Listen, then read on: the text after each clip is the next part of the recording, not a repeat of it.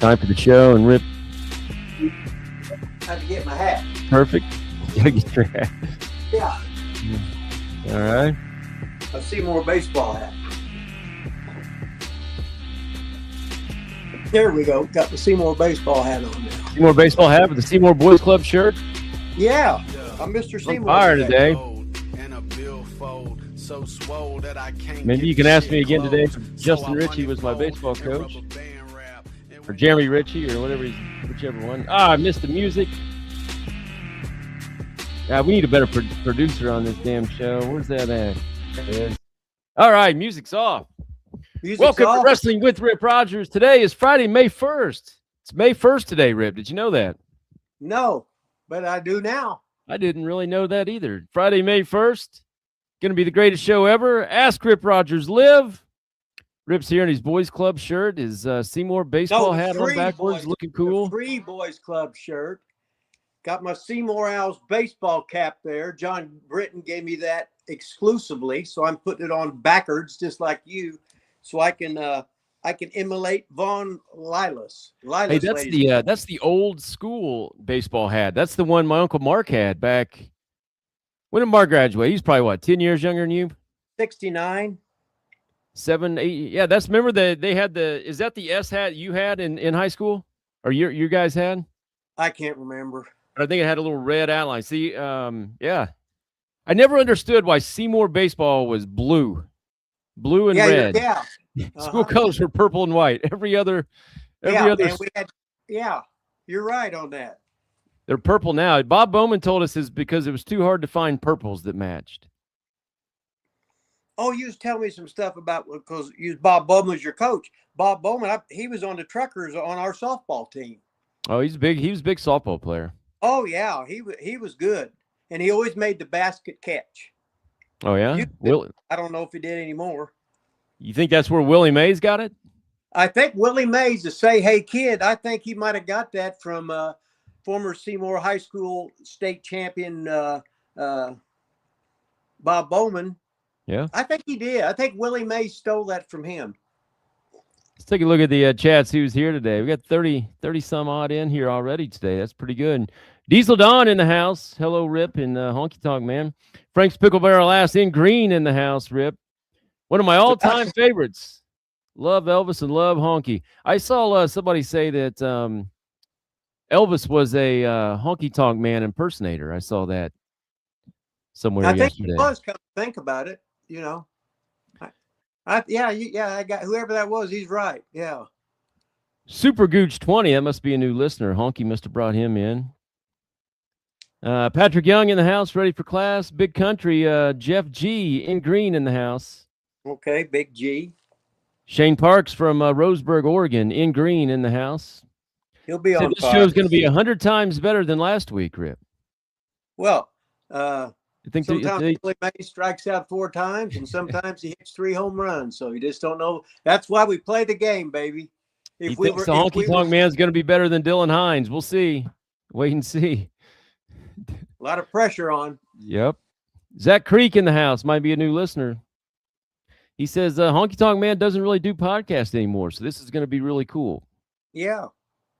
Coming out of retirement just for you, Rip. You must be over with the Honky Tonk Man. Well, he's sort of like Miss Texas. She don't do them either.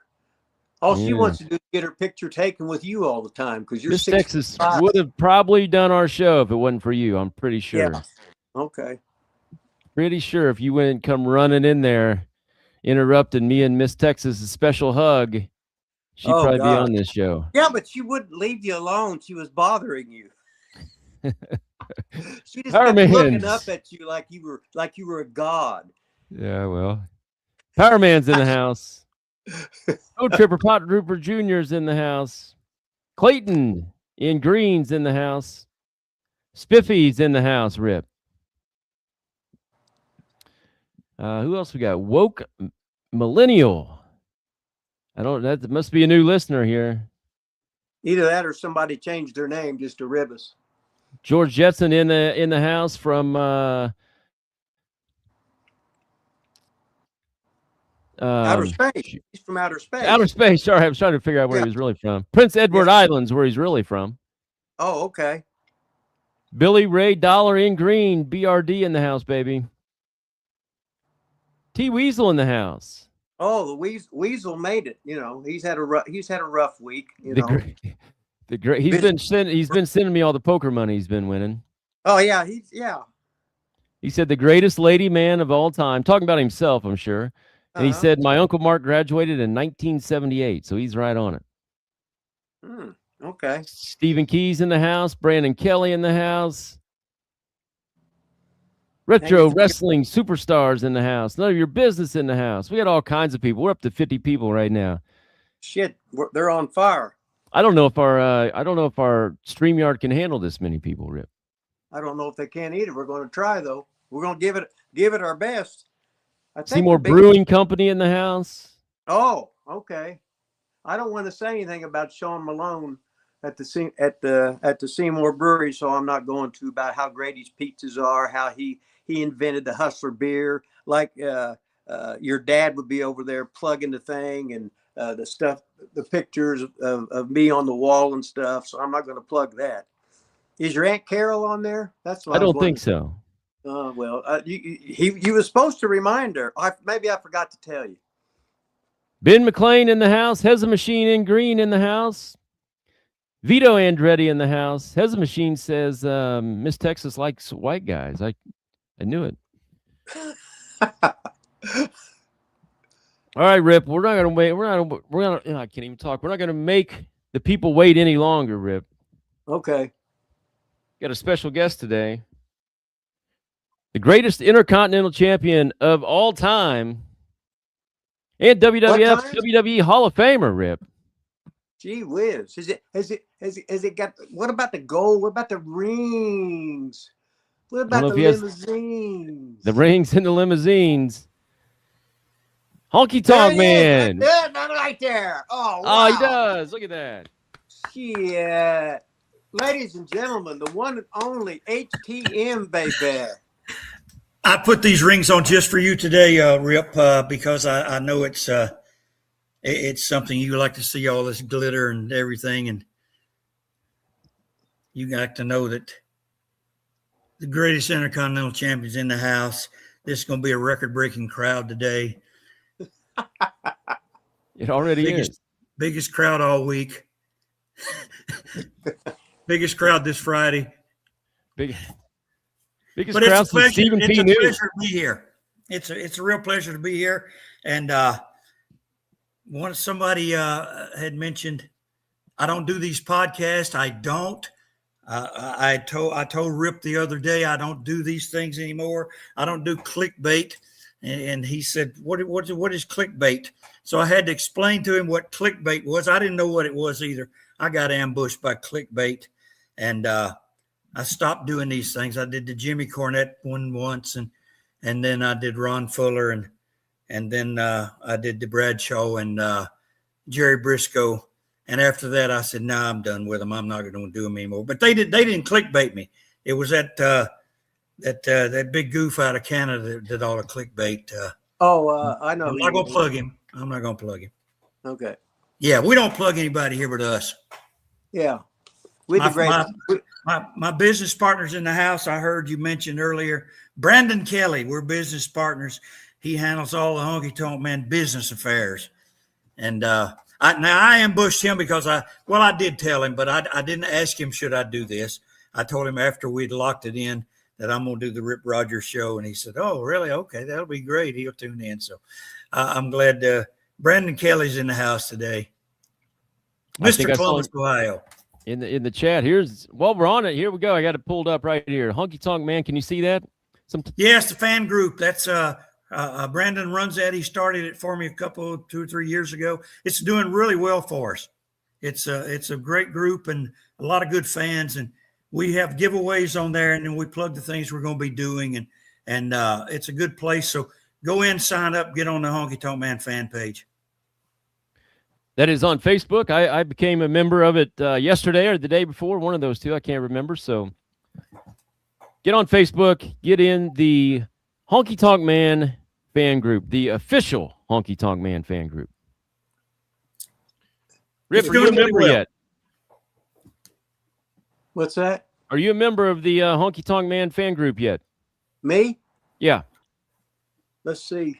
I looked at my Twitter thing, and years ago, Wayne followed about less than a handful of maybe 5. I can't remember what it was, but he followed me. I couldn't believe it. Yeah, I follow like 6 people, and you're one of them. Yeah.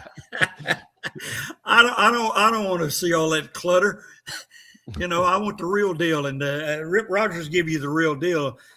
If you don't believe it, just ask any of his trainees that went through his training seminars and training sessions. And boy, it's too bad they don't understand the business anymore.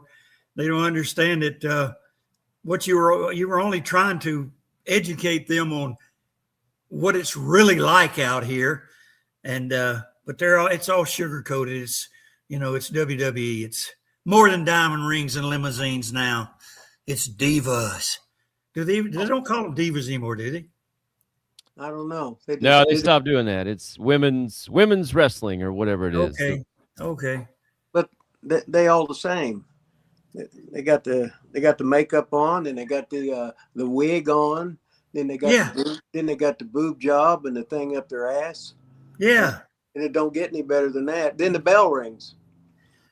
So, what the hell? The sad thing is they don't have a Moolah or a Leilani Kai or Wendy Richter to get out there and sling them around by the hair of the head and do all those dastardly deeds that those the heel women wrestlers used to do. Oh man. Yeah. Yeah. I mean, years ago, every time you would know when one of the girl wrestlers, one of the lady wrestlers were in trouble on WWE. They'd book them with Mae Young or with Moolah, and Moolah would sling them around by the hair of the head for about 5 minutes till they were all crying. And that's how they whipped them in shape. And if they got out of line, were demanding things. Once I was there, and the best part of the whole backstage was the girls arguing and fighting over who was going to be in the makeup chair first. And then the real heat came with, well, she's dating so-and-so. She takes longer in the makeup chair. So it was a real pecking order to the makeup chair. And I said, this is going haywire. That was 20 years ago. I don't even know what it's like now. Don't really care either. Do you watch today's wrestling? No, I don't. No, I can't sit through that. The only person I even know there's now other than Triple H is Randy Orton. And every time I say good things about Randy, then they punish him. So I better not say anything good about Randy today. Yeah, don't put him over on our show. We know that Trips and companies watching our show. Well, if they know I'm on it, they probably are. So I don't know. Shane Parks got a big super chat in here. It says, to Honky Tonk, were you a fan of wrestling growing up? If so, who were some of your favorites, and how did you and Greg Valentine become a team? I never really got into watching the wrestling until my cousin Jerry, the King Lawler, when he started doing the wrestling out of Memphis. Well, he really wasn't on Memphis TV when he started. So until he got on the Memphis TV, then I would watch it periodically. And I like to, I really liked the bad guys because they were the ones that could antagonize anybody. And I liked Don Fargo was like the best. Don Fargo was the guy that could go out in the very first match, and within 5 minutes he could have a riot and people all fighting him. And it was just the way that he carried himself. And there was another guy that came along, but later on, and when I was already in the business, that I equated him to Lord Steven Regal. Could walk out, and he had mannerisms that would remind me of Don Fargo. And it's the way you carry yourself sometimes that gets the heat for you. Then how about you and Valentine? How'd you guys become a team? Oh, gosh, yeah. You don't ask me multiple questions. That's all right. I told you I'm into my 70s and I got one foot in the grave. No.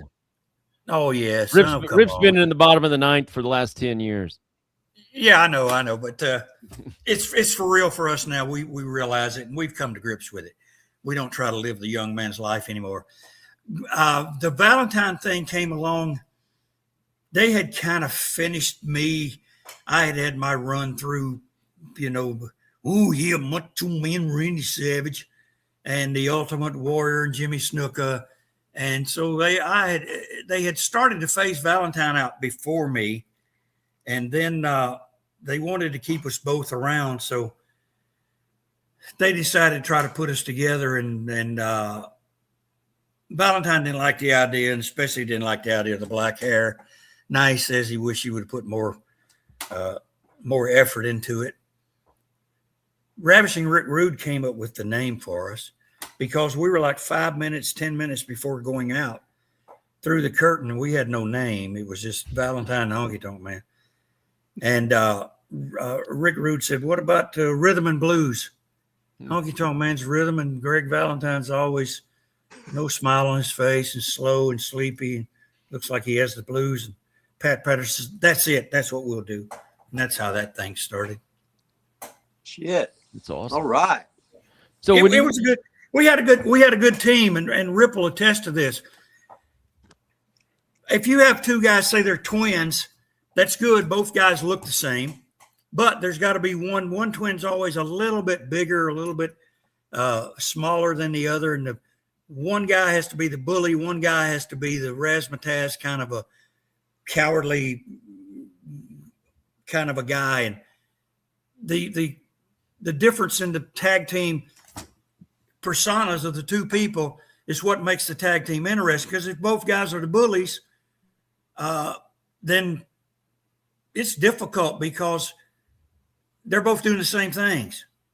And I was like the song and dance man, and Valentine was the big bully, and he'd go in and hammer him, which he did. I mean, he hammered the hell out of them. And I don't know how they took it from him. And he would tell the independent promoters, I can't work with Honky. He won't let me chop him. I said, hell, learn how to do something else. You're not chopping me across the chest. I never liked that. And don't pull my hair. Don't pull my hair either. Tommy Sloan. Tommy Sloan, referee from Nashville, Tennessee. So you said you obviously you were Lawler's cousin. Were you guys close in distance? Like, did you grow up like hanging out with him as kids? No, not really. I lived out in the country on a farm. He lived in the city in Memphis. It was about 50 miles away. Okay. We'd see each other on holidays, sometimes on Easter, and then maybe twice a year. It wasn't that much. Families, like in everything else, you grow apart. And of course, Lawler's a few years older than me. I think he's 4 years older than me or so. But when I was like 11, 12 years old, he had his driver's license driving a car. And he was a big wrestling fan. His dad was a big wrestling fan.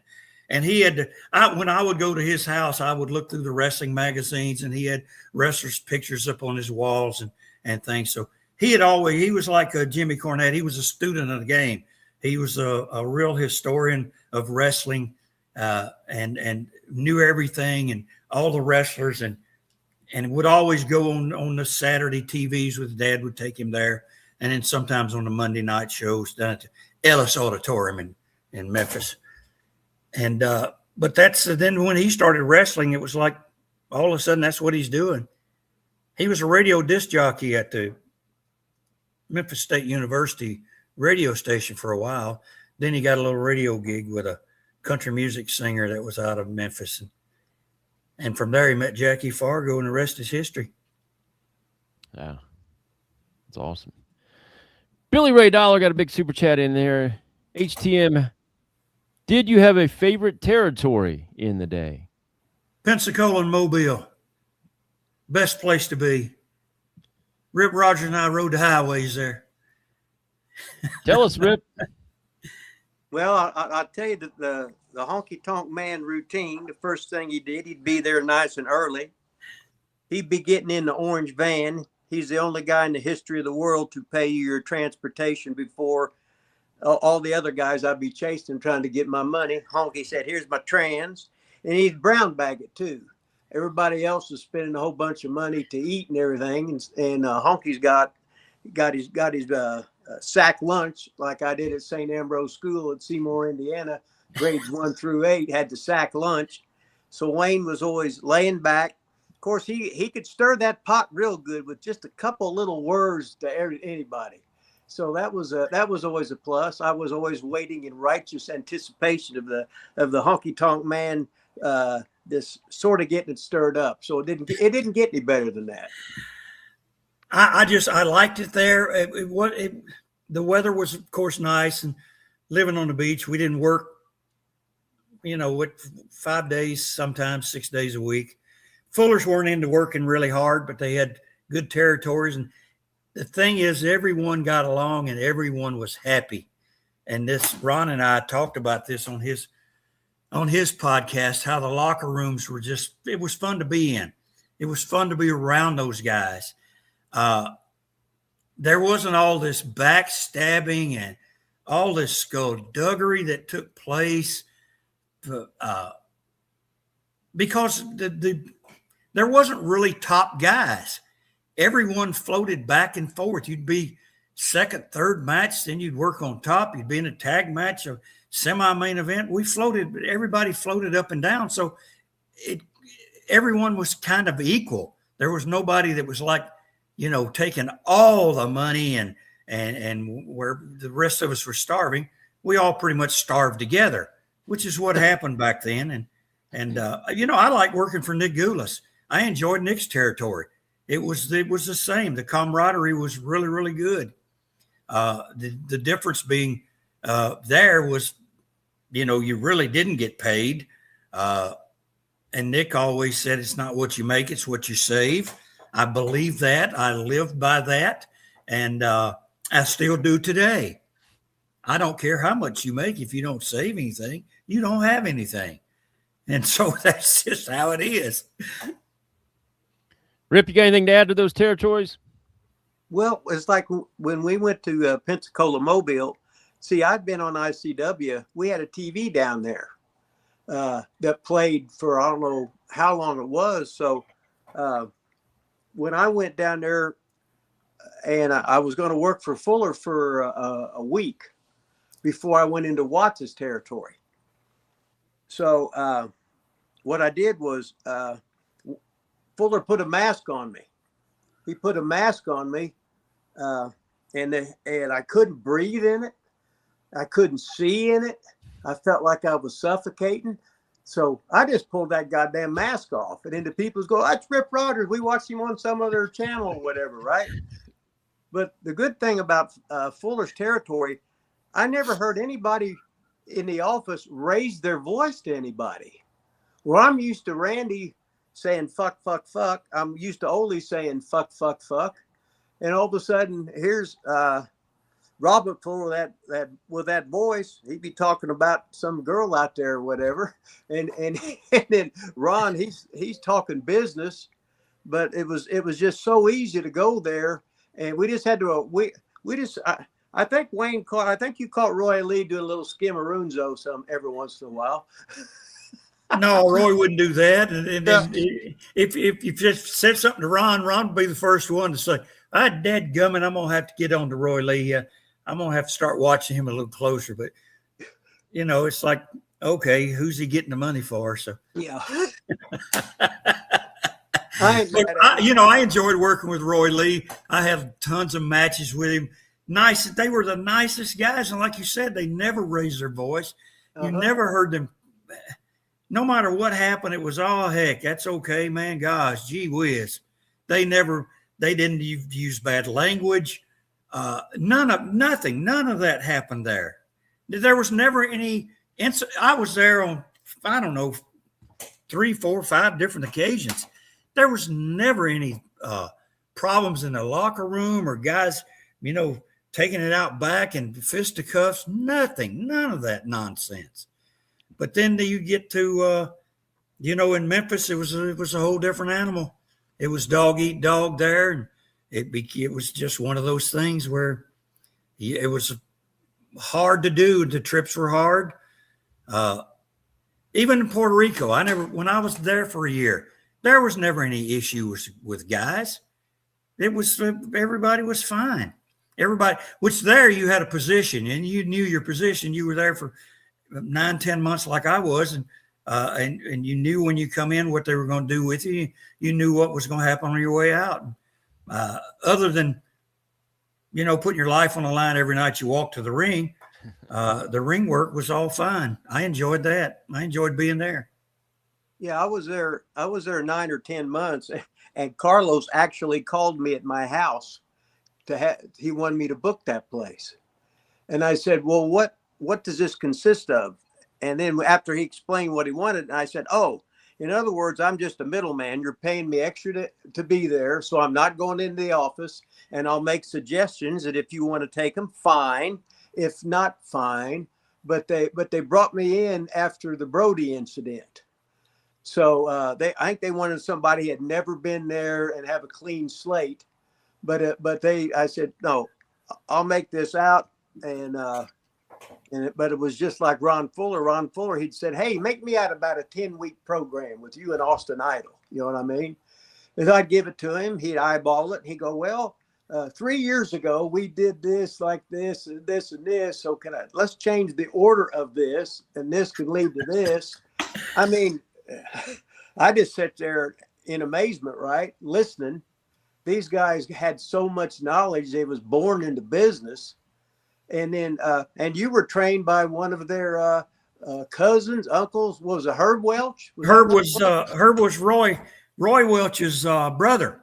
Okay. And so explain about your training. It was what you had to go through. Well, it was. I was teaching high school in a little town, Munford, Tennessee, and it was about 60 miles up to Dyersburg. Now, I found out about it through this football player out of Memphis, Big Mike Stark, and Mike tried to wrestle, and he was up there training, and my other cousin, King Carl Fergie, he was there, and Carla told me about it, and I said, "The heck with it." First, I called Lawler. I talked to him at the Memphis TV once when they were over at the other channel, and he was going to train me, but I would have to drive to Nashville, and he would do it on Wednesdays. I'd drive up to Nashville, be there for Wednesday, and he would work out with me. And I just couldn't make it work because I was still, at that point in time, it was too far to go, and I couldn't get that much time off because to drive to Nashville, work out with him, and drive back, I don't know if I could have made my job. So I canned that and decided then to go up to Dyersburg and seek out Herb Welch. And he had a little farm there and a little place and had a barn where the horses and the cow, he had horses, cows, and goats. And they'd walk in and stand around and watch you work out. So that was our audience. And the only water you had was a trough where they drank out of. And I was working, and Coco Beware was there. Coco was working out. Oh, awesome. Carl and my old partner, Larry Booker, they had already gone through the system and were working down in Mobile. They were working for Rocky McGuire and the what were the brothers that had the racetrack down in Mobile? I see him, and I can't think of the name. They married the Welch sisters. Yeah. Speedy Hatfield. Yeah.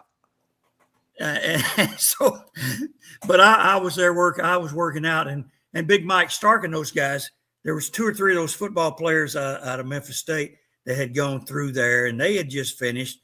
They'd finished with Carl and Booker, and they were working on TV. And I said, "Oh, gosh!" And then I was thinking, they kept razzing me about it. You ought to do it. You can do it. Your cousin's doing it. And okay, I'll give it a try. So I went up there and it was just Coco and I the first time.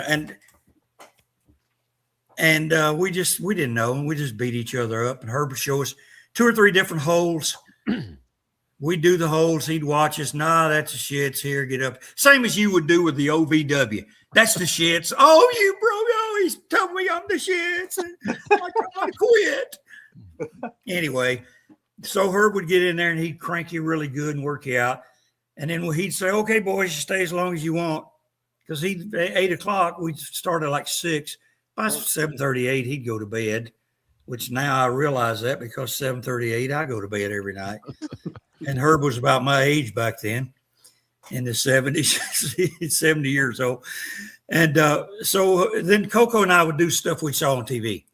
Yeah.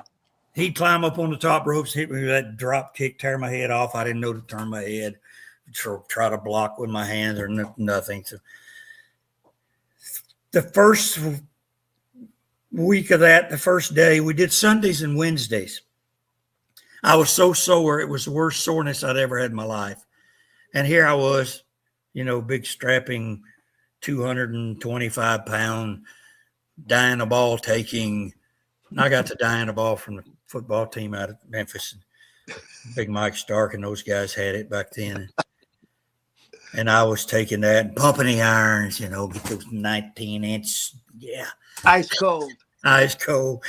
And so then I had another cousin, Carl's brother, would come up and work out with us. So there was 3 of us. And then one time, every now and again, there was this little black kid out of Kennett, Missouri, and Malden, Missouri. Malden, Missouri. And after about 9 months of us just beating each other up, not knowing anything, Herb booked Coco and I in Malden, Missouri. Holy shit. Yep, we drove to Malden Saturday night in Malden, Missouri. Drove there, got our little envelope and had $4 in it. Awesome. 4 $1 bills. Yep.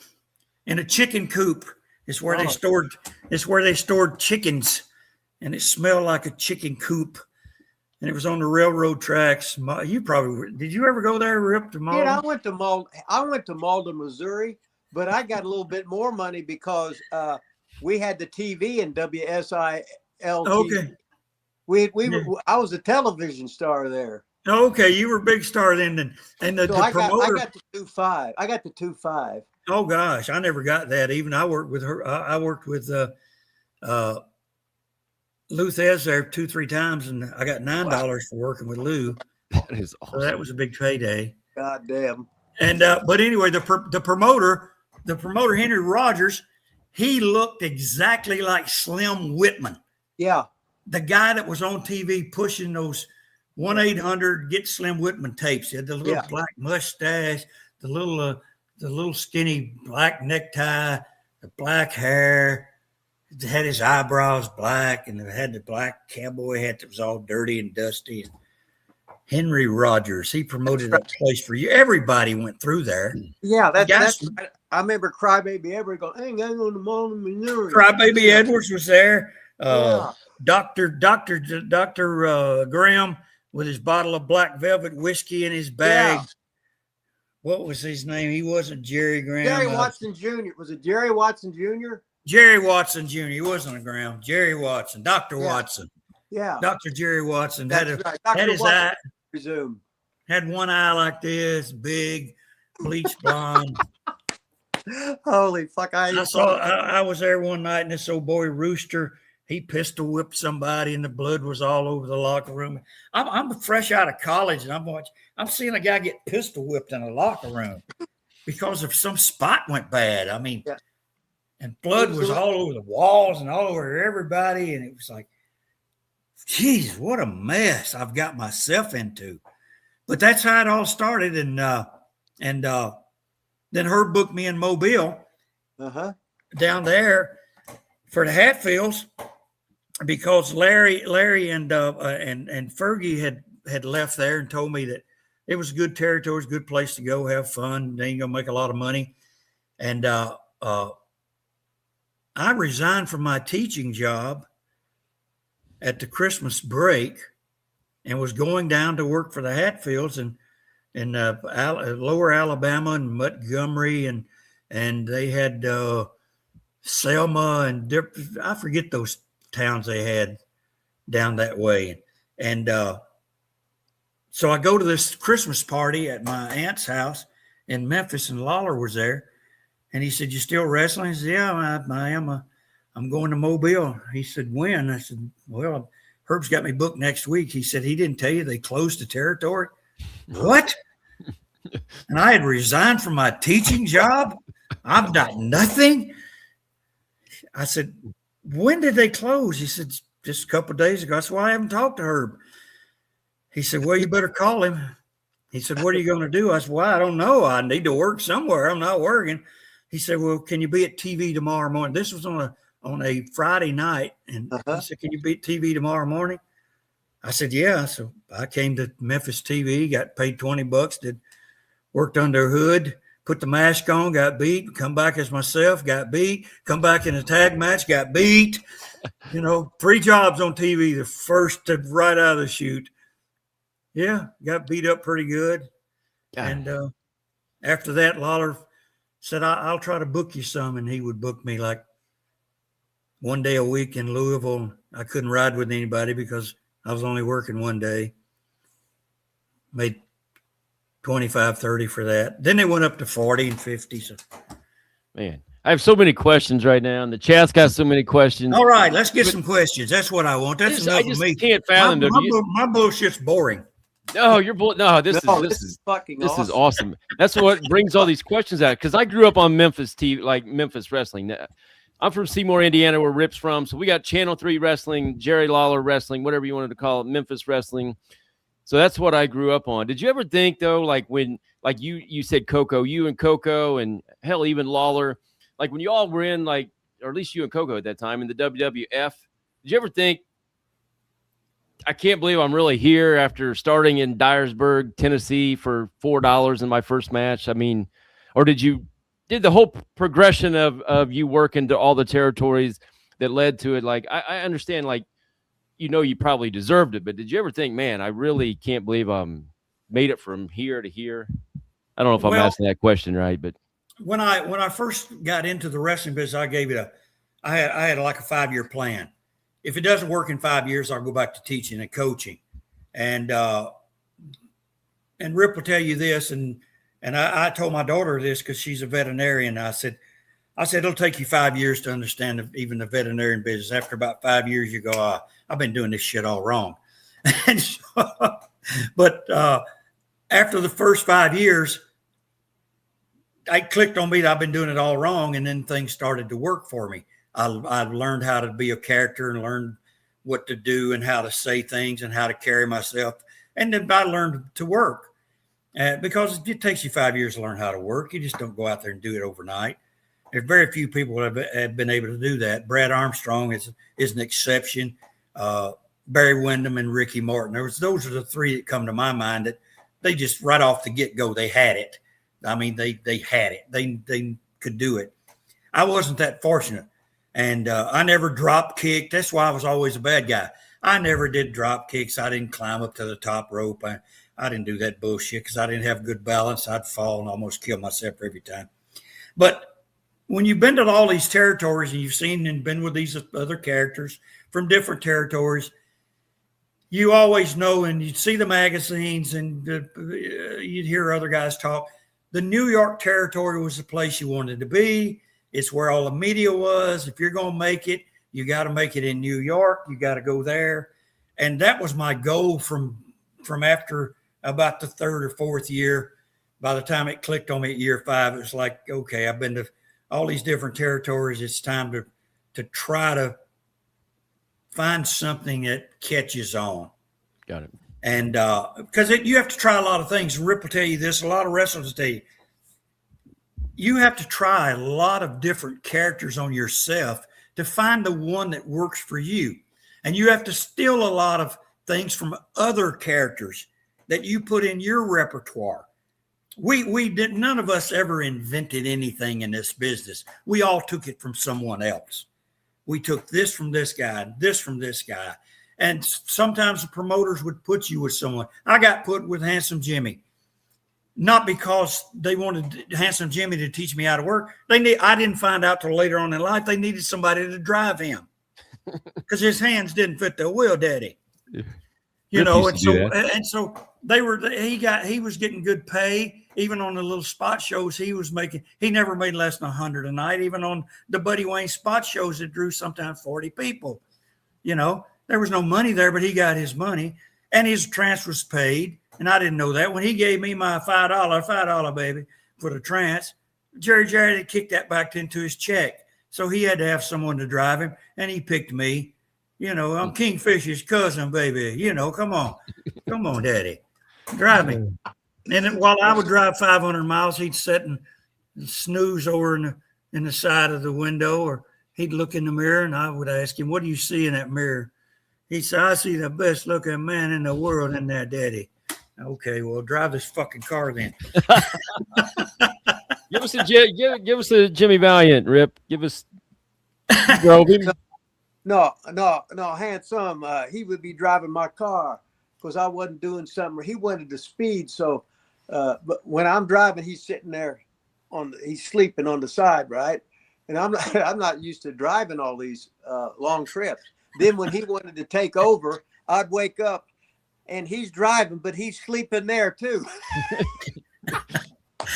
But back to the New York, that was if you're going to be in this business, it's kind of like if you're going to be a movie star, if you want to be an actor, or be in plays and perform in front of live audiences, you have to be in New York or Hollywood, and that's just how it is. And so for wrestling, it was New York, and I had a plan to eventually go there someday. You have to get out here and learn the business. You have to make a name for yourself, find something that catches on.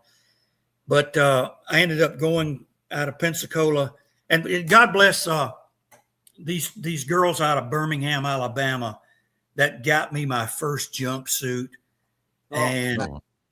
What were those girls' name? Linda, and I forget her sister's name. Oh, Linda Marks. Linda Marks, Marx. I think yes. They weren't Marks like Mark. No, she was rich. Her daddy was rich. Yes. They got me involved in buying municipal bonds back when the bond market was really, really, really good. And wow. I did better in the bond market than I did in wrestling.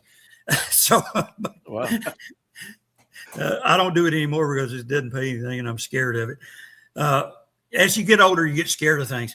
But they measured me for a jumpsuit because I did a hair dye match with Austin Idol. You know, Austin Idol. Hey, baby, I'm here to stay. Hey, it's Idolmania. 3 weeks later, he's gone. Yeah. Yeah.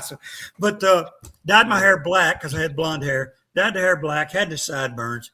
And they said, well, have you ever thought of the Elvis thing? No, I never did. And I said, that's Bill Dundee's thing, not mine. I could care less about Elvis. I was a Beatles and Rolling Stones fan. And so they made this jumpsuit. Then Robert Fuller was doing the booking then.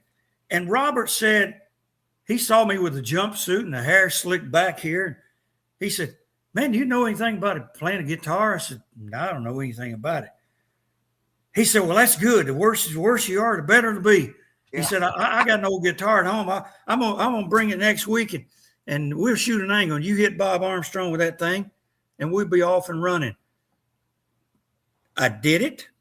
We did it. I changed the name to Honky Tonk Man from punk rock Wayne Ferris. I think I was punk rock when you was there, Rip. Yeah. I don't know if I had started the Honky Tonk Man at that point or not. But anyway, the Fullers gave me that platform and let me do this. And they were instrumental behind the whole thing. And I just took it and ran with it. And we did really good business. I ended up being in a car wreck with Ken Lucas, had to leave the territory and going up to Calgary. And then Stu Hart expanded that platform for me. He let me do what I wanted. The only thing was Bruce changed my name, put me in the programs as Honky Tonk Wayne. he wouldn't do, Bruce had to always tweak something the way he wanted. And so being in Calgary, I got over automatic. It was I just got over. Now, Don't know why. Who knows? TSN, was they on TSN then? No, they were still just localized with this stuff. Yeah, when I was there, they was on the TSN, which would be like being on the Superstation. So all the way from Vancouver to the fucking Maritimes, you would be on there, which was unbelievable. See, that's another thing I want to get into. We'll take some questions in a few minutes again. But going up there, then I had issues with Stu, like a lot of people do. But Stu Hart was one of the most honest, greatest promoters, and just a really good person. And I even though it was terrible conditions as far as travel and weather and dealing with all the children, all the kids, we all got along there. It was okay. But I ended up, because of the money, and Schultz was up there with me, he kind of talked me into going with him once, and I did. And then I came back to Pensacola, and then went back to Calgary. And Schultz had left then and went to Minneapolis because he thought the bread was buttered better there. He knew Hogan, and we all knew Hogan because Hogan and Beefcake stayed in our apartment. Me and Schultz had an apartment in Pensacola. They stayed there, didn't pay any rent. Their car was broken down. They used our cars to go to the gym and back and forth and go to Mom's Buffet in Pensacola. Oh, that's right. That's right. Mom's. Joe LeDuc took me there. Yeah, Mom's Buffet. And so – God damn. Once I was in Vancouver, then I was on Vancouver TV, was like Superstation. Yeah. It went across the country. Okay. Every Saturday afternoon at like 5 o'clock Vancouver time, all the way over to 9 o'clock in the Maritimes. And so I was on that TV over there for 6 or 8 months. Then when I don't know that Stu's TV was on TSN when by the time I got picked up in WWE. I don't think it was, but the fans across Canada had seen me on Vancouver TV, and I'll get to that story in just a minute. We'll get some, but out of Calgary is how I got to New York. All right, yeah, we'll go through some fans' questions here. I know we got quite a few in here, so we'll get them hammered out. I just assumed, I knew before today, but back in the day, I always just assumed WWE gave you that gimmick because they were the gimmicky place, So I just assumed they did, but I had a whole career before people in WWE ever saw me. I didn't mean today. I knew that it took. I know. That is the thing, and I tell people this: when you go do these signings and you do these Comic Cons and you do these things, people do not even know I existed before WWE. They don't know I was 12 years or so in the business before I went to WWE. It's like, because there was no YouTube, there was no bleed over of television early on in our careers. And unless, like Rip said, when their company put tapes on in a certain area, that's when you found out about the One Man Gang, and you found out about Izzy Slapowitz and Macho Man and Leaping Lanny and the Hustler Rip Rogers. And same with the guys out of Oregon, not Oregon, but Maine. They had TV down in Florida on Sunshine Network. Oh. And their TV went all over Florida and down in the Caribbean. So if you worked up there in Maine, for those guys, then you were pretty much over down in that southern area. It's called Sunshine TV. I don't know. Did you guys ever get on that, Rip? The Sunshine? I don't know. I just knew it was like we was on TV in San Francisco. We'd give tapes to Red Bastien, and Red Bastien would market them, and he would send us money, and they would give him money, but Randy would be sending him, some of them would be 2-inch tapes, some of them were the 3/4, some were even 1 inch. We had tapes going a whole lot of places, and was getting paid for that. Yeah, like I said, early on in my career, the tapes, none of the TVs bled over at all. You could go to Mobile, but in Mobile, they didn't see Bill Watts's Mid-South TV in Mobile. They would see it which the Fullers never ran over in Mississippi very often because there was that bleed over, and the Mobile TV wasn't aimed in that direction, and it didn't go out that far anyway. So the fans didn't know you from other territories. It wasn't until cable TV came along, which Herb Welch told us, myself and Coco, when he'd sit around and tell us things about the business. He said, they've been trying to kill this business since it started. They'll never kill it. He said, the only thing that's ever going to hurt it's going to be cable TV. He said, when they can see wrestling from all over different places, then it's going to hurt the local promotions. And it's not going to put it out of business, but it's going to hurt. And he was right. Cable TV did hurt local promotions. I knew you as the blonde bomber, by the way. But anyway, That's Zach right. Creek, $10 super chat here. Question for both of you guys. How many bumps should you take per match as a new wrestler versus someone that's 10 to 15 years in? 0. 50-1. Zach Creek. Zach Creek was in Louisville, Kentucky at the famous Louisville flea market that runs for about 5 or 6 days. And that's where I got the COVID up there. I think I got it at the flea market. I always said I got it at Walmart, but that was it. Zach Creek moved to Arizona out here somewhere and would call me and want to go have lunch, and tell him, Rip, Honky Tonk Man don't go have lunch with anybody. You got to pay, baby, for the night. I got to stay quiet over here in my little neighborhood. But Zach Creek's a great fan. Hey, if you watch some of those old Memphis TV stuff and Mobile, and even if you see stuff on me I like Tampa, although the trips sometime in Tampa were kind of rough. I liked it in Tampa. The underneath card, that's what they did. It depended on the booker or the promoter, how they wanted the territory run. If you worked for Buck Robley and Buck was the booker, the first 2 matches were no hair, don't pull hair, no punches, no kicking, no outside the ring, keep it in the ring. I want wrestling. Yeah. All the kicking and punching is going to be done in the main event. Mm-hmm. And that's what we're promoting, not you guys on the first match. And if you do that, you won't be here. So that's just how it was. And you took you took a bump. You took bumps, and I enjoyed taking bumps. I was a pretty good bump man. I'd do all the bumps and did everything. But then when I learned that it wasn't necessary to go down on every punch, that you could wiggle, wobble, drop to one knee, bounce up, stagger, do the drunk man and act like you fall and you didn't fall. It was just so much easier.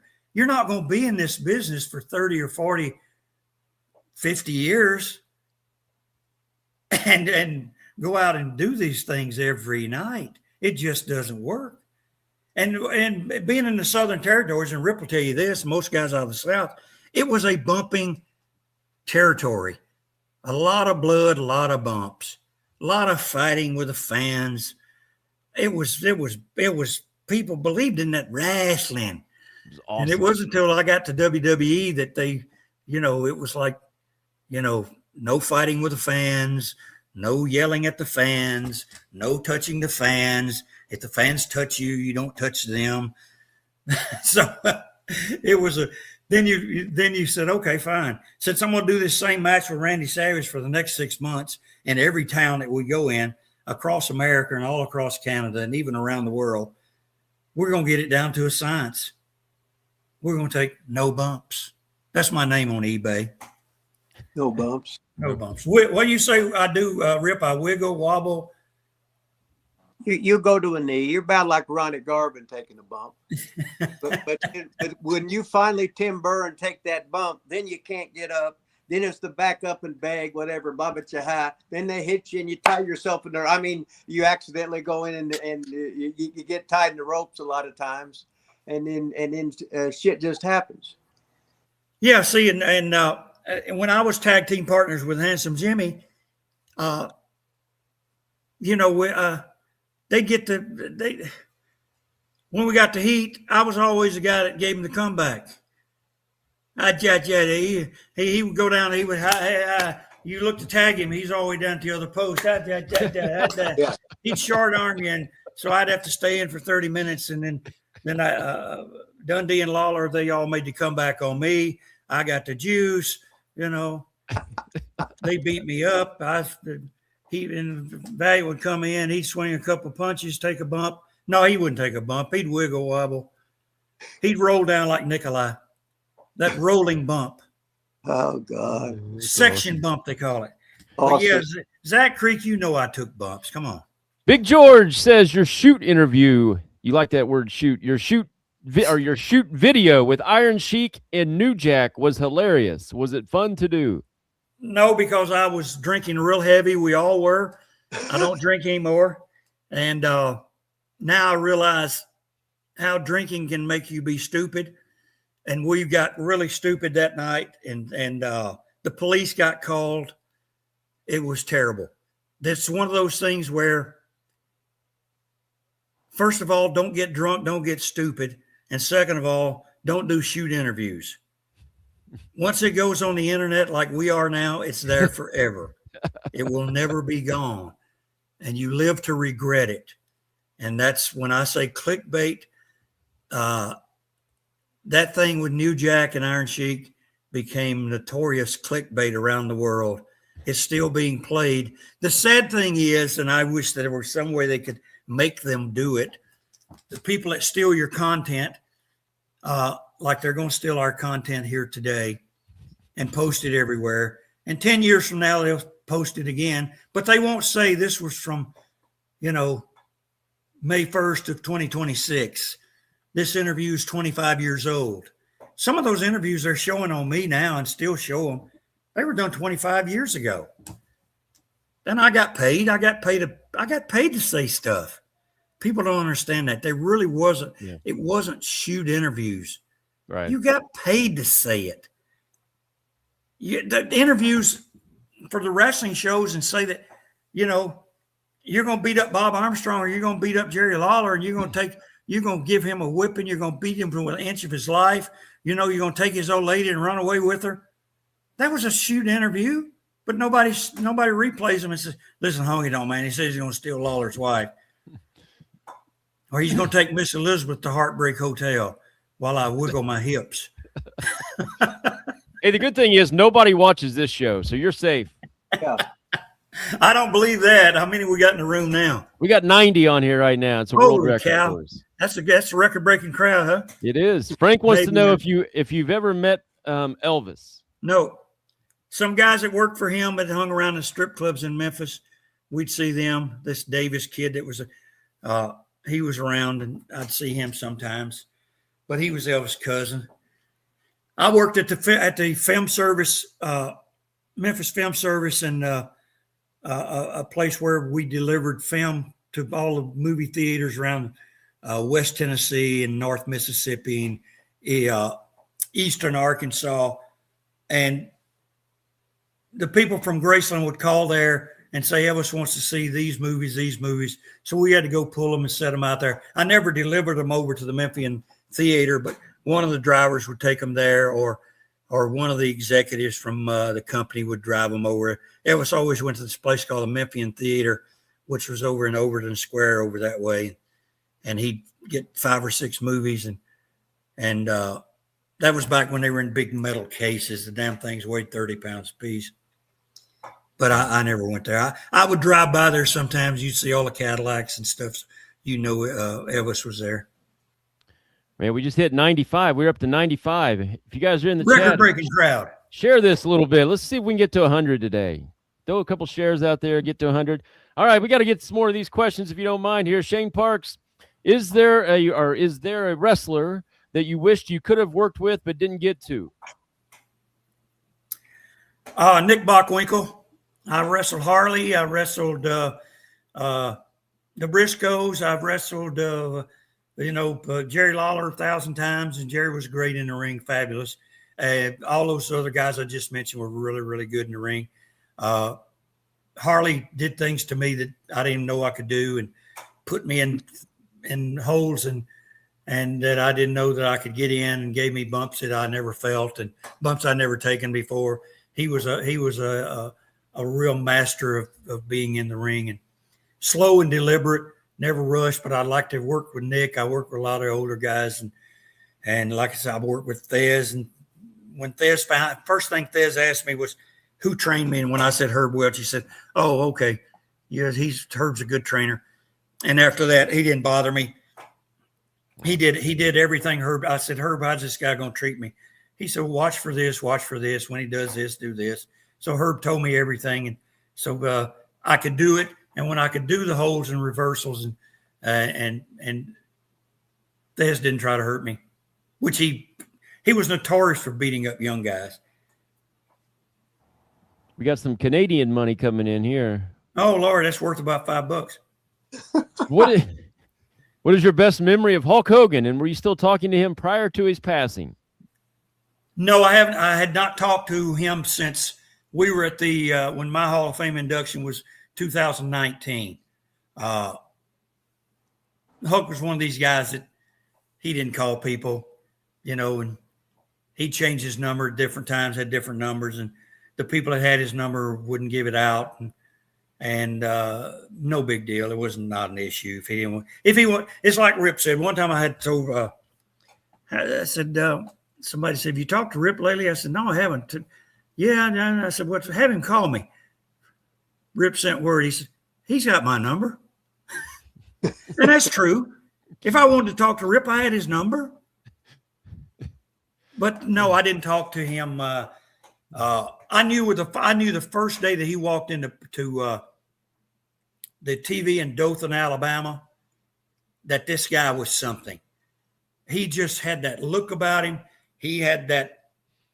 It was like a light that shined on him.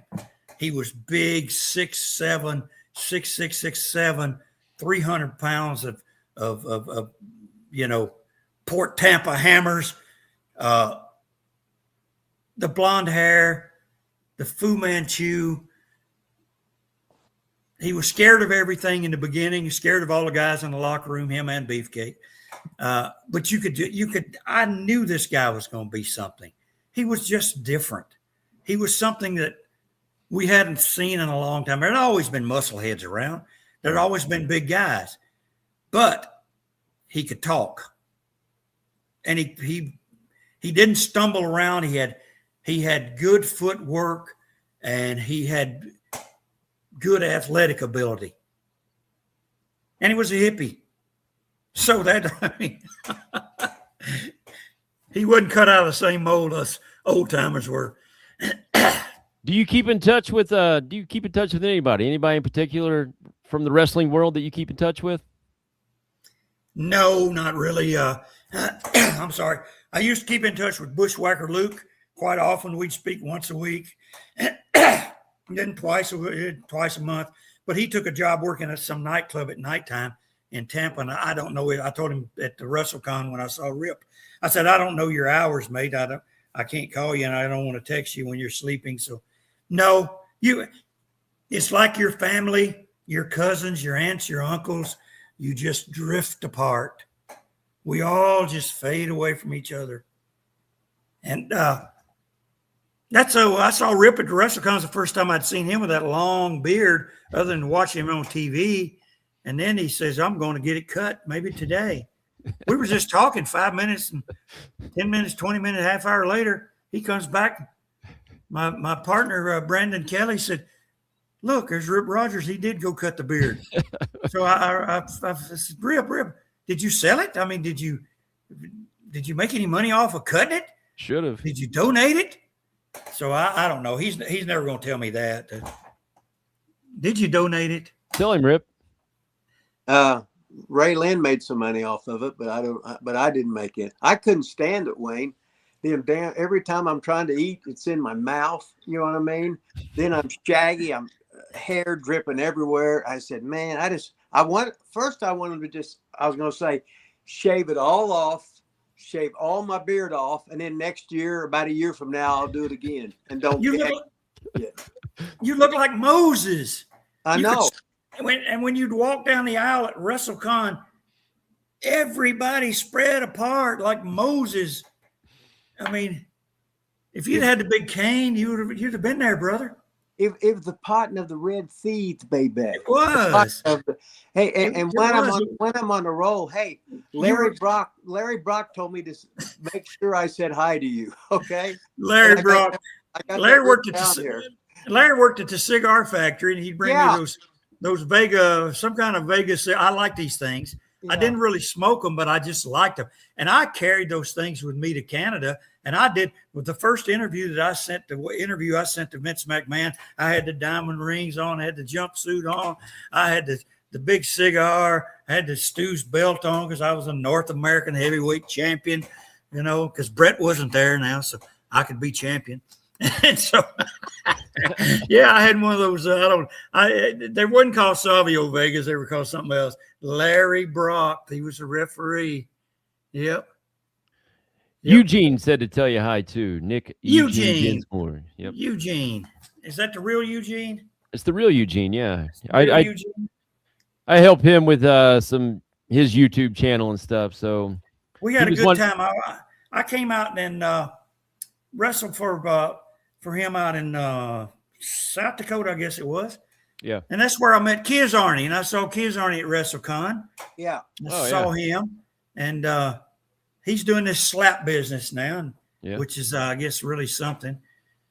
Rip goes to it sometimes. I asked him, was it a work, and he wouldn't tell me. No. Hey, Wayne.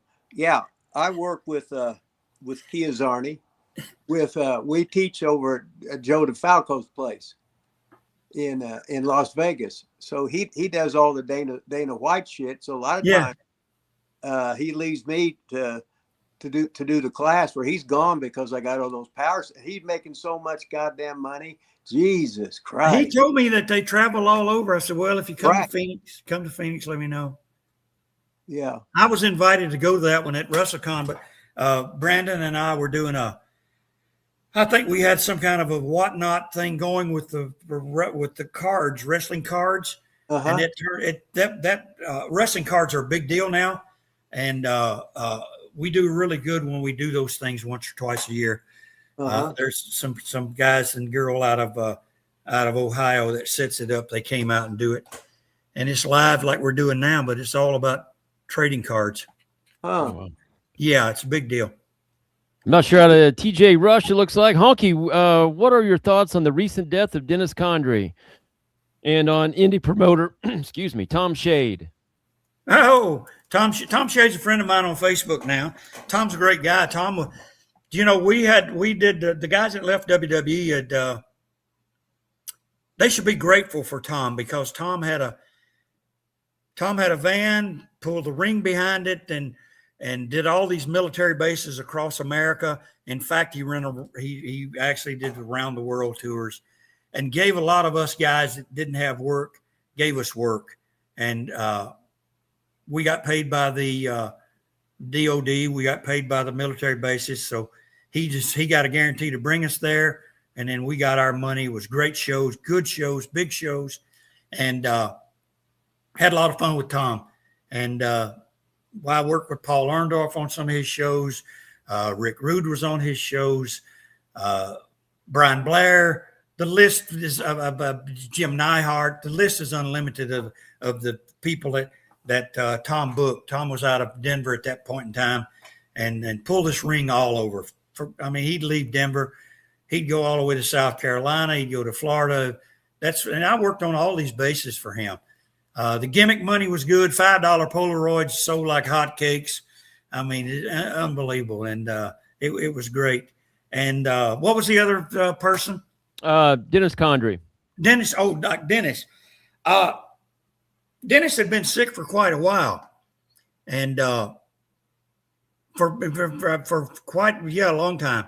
I hadn't been around Dennis in probably 7 or 8, maybe 10 years. I'd seen him. I worked an independent show with him, and he wasn't sick at that point in time. But Dennis was a great talent. Dennis was trained by a guy out of Huntsville or somewhere down in Alabama, Montgomery, somewhere.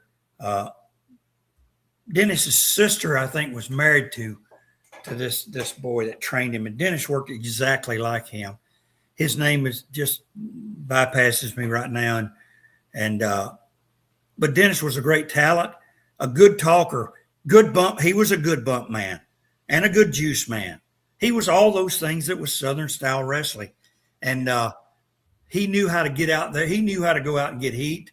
He knew how to put a match together, and his timing was very good. If you want to see good matches, you see him working against Brad and Bob Armstrong. Just tremendous matches, just incredible. Now, mind you, I was in the original, and Ron Fuller reminded me of this when I did Ron's show. People don't realize, and Cornette doesn't realize it because Cornette wasn't around. I was in the original Midnight Express. That's right. Randy Rose, Norvell Austin. Then Dennis came along, and it was Dennis, Randy, and Norvell, and then I went off on my own and doing the thing with Idol. But I was in the original Midnight Express. I was only with those guys for 2 or 3 weeks, but there's interviews of me with the Midnight Express. And then when Dennis came in, he kind of took my spot, and it was Dennis, Randy, and Norvell. So can I chop that up and clickbait it? Well, if you can find a clip on it, it'd be great. No, I meant what you just said. Hey, no, because it'll offend Jimmy Cornette. Oh, man. And then Cornette said one time that they asked him what Honky Tonk Man have gotten over in Charlotte territory, and he says no. I'm glad I wasn't working for him. Were you guys in Memphis you had to be in Memphis at the same time, right? Or was Cornette after? No, he was still taking pictures. He was still taking pictures and writing for the magazine. Okay, so he was, yeah. He hadn't started. Jimmy started. I don't know. I think I was in Puerto Rico or somewhere when Jimmy started. I was somewhere else. Rip, tell the story. I think I'm almost positive it had to be Honky Tonk when you were doing WCW and they had 100 guys working there. And what did Honky Tonk you would just sign in for? And yes, I don't know if the statute of limitations has run out on that yet. That's right. Nobody's watching this show. Don't worry about it. I'd forgotten all about that. That's awesome. I'd forgotten about that. Well, tell it. Yeah, the walking man would come around and walking stooge. What was his name? David Penzer. He'd walk around and he had the pay sheet, and he'd lay the pay sheet down on the table with a pen, and guys would sign the pay sheet. And so then, I don't know, when I left, Rip said, they still got that pay sheet there. I said, well, you think you could sign my name? I said, because I was making like, I don't know, $1,000 every time I showed up, which wasn't, it was a lot of money, but it wasn't a lot of money compared to what they were throwing away there. And Rip was bringing in talent and for TV. And I said, I'll kick you in some dough, a couple $100 every time I get paid if it works. Hell, he'd sign my name. I'd get the check. I'd send him a money order for $200.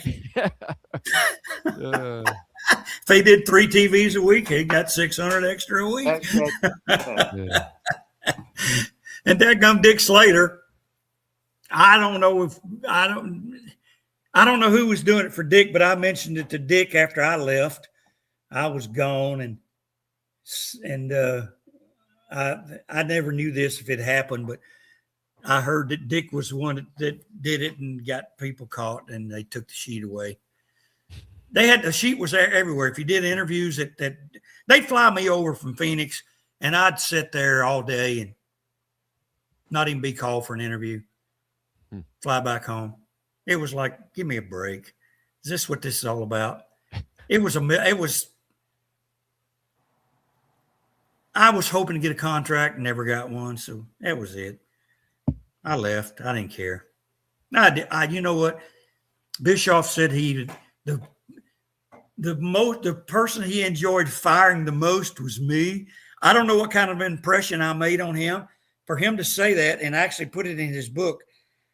But I have to say it was probably he did me the biggest favor of my career. After that, I went on and kept going. And and I'm still going. And I'm glad he fired me because I would have ended up just quitting anyway. It didn't matter. Well, you're the He Honky wasn't Tonk the Man. first guy. He wasn't the first guy that ever fired me. I told Jim Ross once, I said, hey, Jim, you and I have something in common. Yeah, what's that? I said, we've both been fired by the same company. He looked at me, he says, well, I got you beat. I've been fired twice by the same company. I said, see, we have something in common. Rip, you got fired by WCW and WWE, right? I always got fired. Of course. Listen, it's a badge of honor in pro sports and entertainment to be fired. It's hard to say that, but I don't care. I mean, it's just listen. Look at how many football, basketball, baseball coaches, how many actors and actresses, how many they get fired like they just fired like 50 people from WWE. I mean, you go there to get fired. You try to make as much money as you can when you're there. You sock it away like a squirrel for the winter. It ain't what you make, son. It's what you save. You know, and I enjoyed getting fired. It was not a big deal. I knew it was, most of the time I knew it was coming. And it didn't matter. I mean, yeah. Gosh, how many coaches have you had at Seymour High School, Rip? They all get fired. You're hard to be fired, baby. That's it. He pulled my hair. Salt of the Earth says, Honky, you're an all-time legendary character. You worked Luthez and Jim Hillwig. Can you talk about the fundamental differences working the two? Surely there wasn't much of a difference between Luthez and Jim Hillwig, was there? Well, Lou was stiff now. I mean, he was snug. He was snug, but he didn't hurt me. He was snug. I mean, my elbows and shoulders and neck and ears were sore after it. But, I mean, that's no big deal. That's part of the business. Warrior, the thing about him was he listened to me. And that's the most important thing, is to listen. And I listened to Luthez. If you don't listen, you're not going to learn. And if you don't listen, you're going to do something you shouldn't do. And I never let Jim Hellwig do anything that he did not know how to do. And that's important. For all of you young girls and guys out there, you have to work with the tools that's in your toolbox. If you don't have the tools to work with, you can't do the job. And you don't invent tools as you go. You know, if you don't put electrical tape on a high pressure water line, it's just not going to work. I know it sounds like a good idea, and let's just wing it, but it's not going to work. But with the Warrior, he listened to me, and I did things he could do. I did things that showed his ability to not look bad. And I didn't do things to him when I was getting heat on him to make him look bad. And we got along fine. We had good matches. It took a week or two. It took me a week or two with Randy Savage. Randy and I didn't click right away. Randy had me on a list on his wall, and Rip knows the list. I was on that list. I was on the hit list. Randy was wanting to beat up anybody that worked in Memphis for Jerry Jarrett and Jerry Lawler. And I don't know who else, maybe Ron Fuller and those guys. Randy had a list. But it took a while for him to trust me and realize, Randy, I'm not here to stab you in the back or make you look bad. I'm here to work just like you. And once we got the bugs worked out, we clicked very well together for a long time. And Hellwig was the same way. I had him up to about an 8-minute match, 8-10 minutes. And I could have gotten 8 or 10 minutes out of him at the Garden that night. I dropped the belt to him. But I took the old Jesse Ventura thing that said, he told me, he said, when it comes time to drop the belt, do it fast. And I remembered that. Do it fast. The faster, the better. And the way it was set up, it worked very well. It was the loudest roar I've ever heard at the Madison Square Garden or any building at that point in time. When he won that belt, it was the only time pretty much, other than working for the Fullers and for Stu, that you kind of had creative control where you dictated how you wanted to do it and how you thought you could do it best. And Vince gave me that free reign. He opened the door and said, I need him over. Get him over. I need him over strong. I said, okay, Scott, I need to do it my way. And he said, do it your way. So good. So good it was.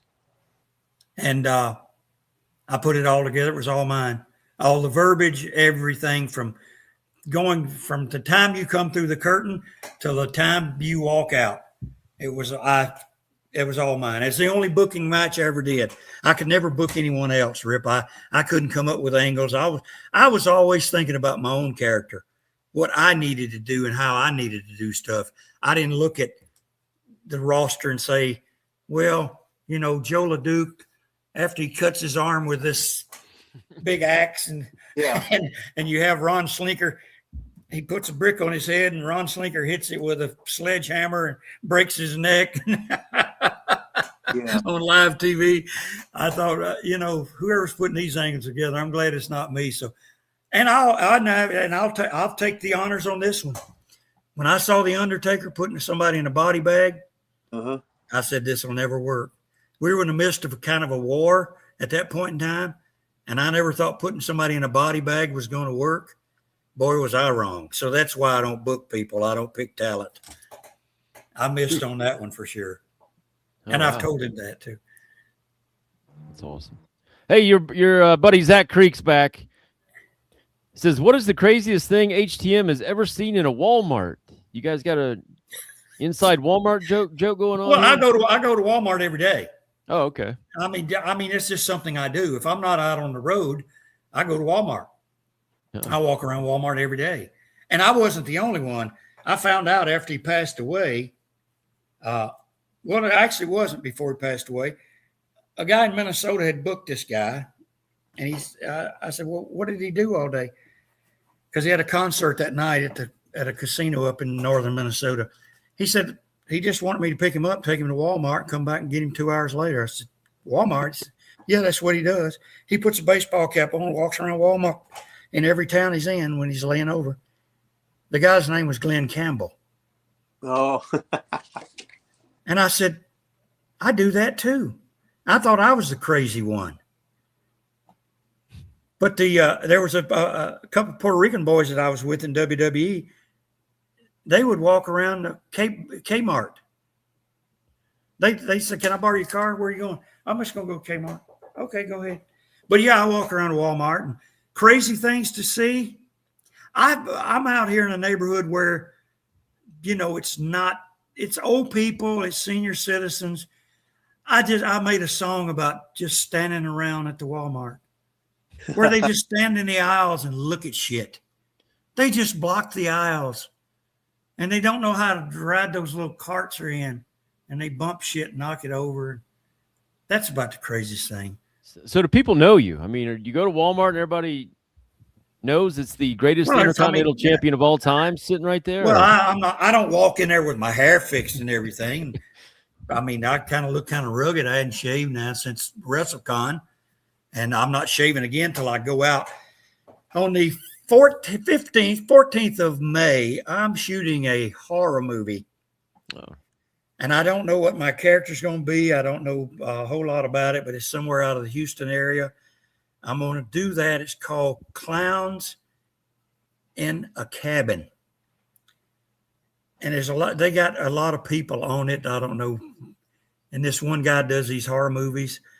And then I've signed up to do another one, The Killer Pizza Man. It's in July. So I don't know. I'm going to shoot it a couple of days, I guess. Who knows? Rip knows. He's been in those things. I mean, he's the most famous for doing that double bicep over in front of the Seymour road sign. Welcome to Seymour on the John Mellencamp music video. Was that Little Pink Houses? Or? One was Cherry Bomb and one was Human Wheels. That's right. It was one of them. You did a couple of them. You were always in those things with Johnny Cougar, Johnny Mellencamp. Rip and John Mellencamp are on the same football team in this picture right here. How about that? Yep. That was the greatest. We all looked great back then.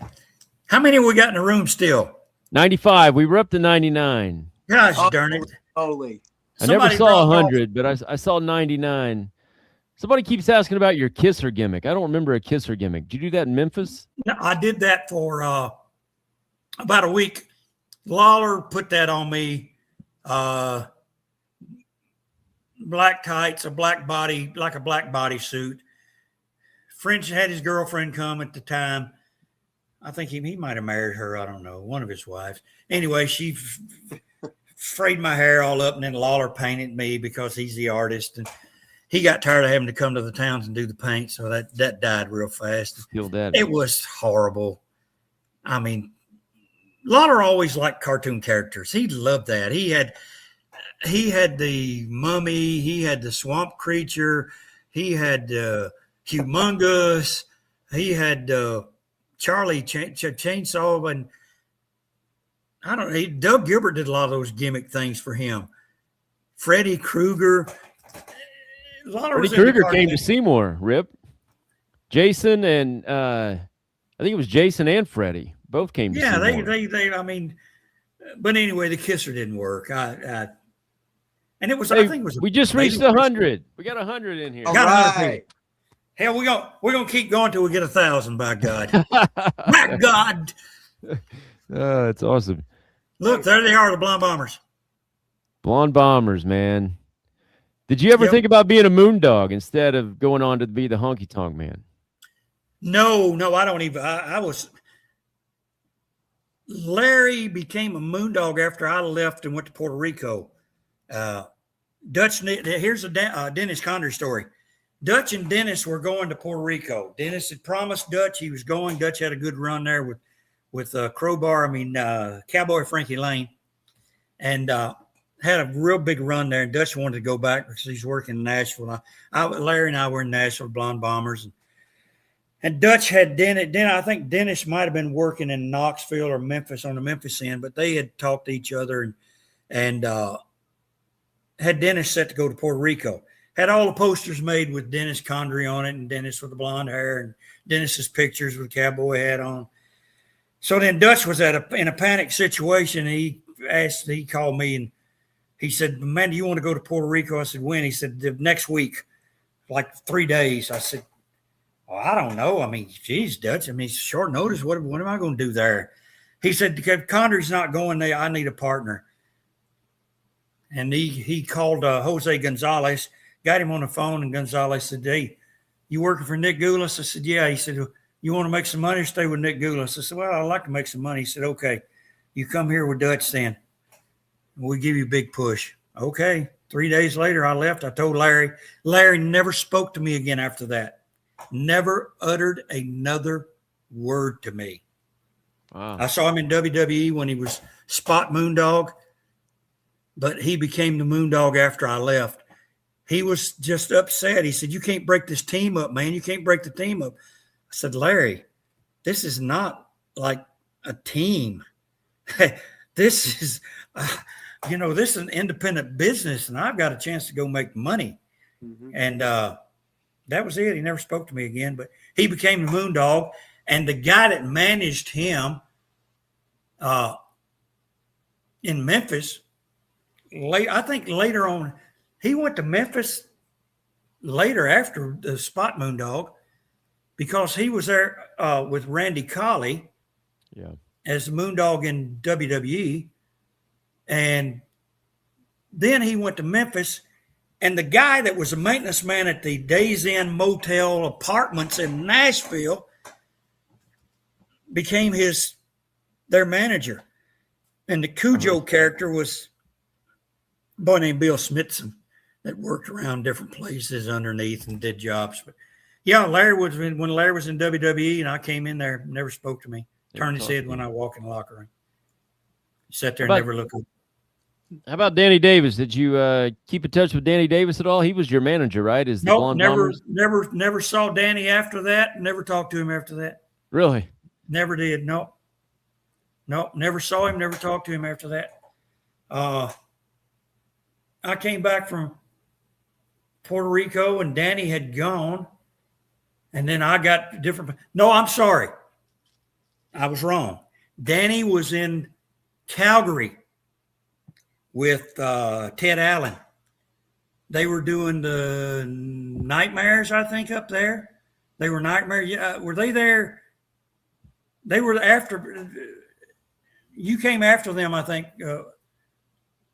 They left when I came into Calgary, and they left and went back down south. And Ted Allen quit the business, and that's when Ken Wayne started with Danny. No, Danny and I. That's the only time, and I only saw him just in the locker room. They were there for like 2 weeks. They were leaving leaving Calgary when I came in. So after Calgary, I never saw or spoke to Danny again. Were you and Rip, were you guys together at Stampede at all? No. I was with Kerry Brown as a tag partner. Yeah. I mean, just at the same time. You weren't there at the same time? With who? Danny? Honky. No, I was there in the beginning of '88 and the end of '88. I was in New York by then, I think. Yeah. Yeah. And so was Bad News. Bad News was the last guy that was taken out of there. And I'm glad Bad News got in the Hall of Fame. He deserved it. He was a great guy, fantastic, first-class gentleman. You know, didn't take any nonsense off anybody. Speaking of, we do have one more question, but tell us a little bit about you going to the Hall of Fame. Was that a? Oh, well, it was a long, drawn-out process. They had asked me once before, I guess, kind of dropped a hint about it even before that, and I kind of just played it off and didn't care about it. And then they called me because they were going to do it in Phoenix, wanted to do it in Phoenix, but I was booked at Comic Cons. I had like 12 shows contracted with this big company called Wizard World, doing Comic Cons all over the country. And at that point in time, WWE had a no-compete clause in their Hall of Fame contract that you couldn't work 90 days after you were in the Hall of Fame. It wasn't before, but it was 90 days after. Really? And for a minuscule payday that the Hall of Fame was paying back then, you couldn't work anywhere in the wrestling business for 90 days. You couldn't go do signings. You couldn't have anything. I said, this is not going to work for me. And Johnny Ace was the one, John Laurinaitis was the one that called me about it. And I turned him down. I said, no, I'm working Wizard World. And I went to Toronto and made some really good money that weekend. And what bothered me is Johnny said, oh, it's in your hometown.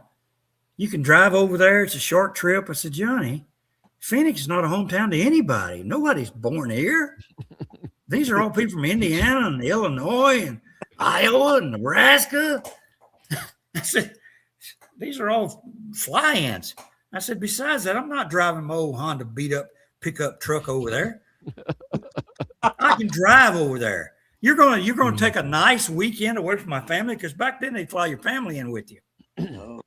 Until the Samoans brought like 40 people. So. But then when they actually called me for it, I went and inducted Coco in Houston before I was even in the Hall of Fame. They had me come for that like a teaser.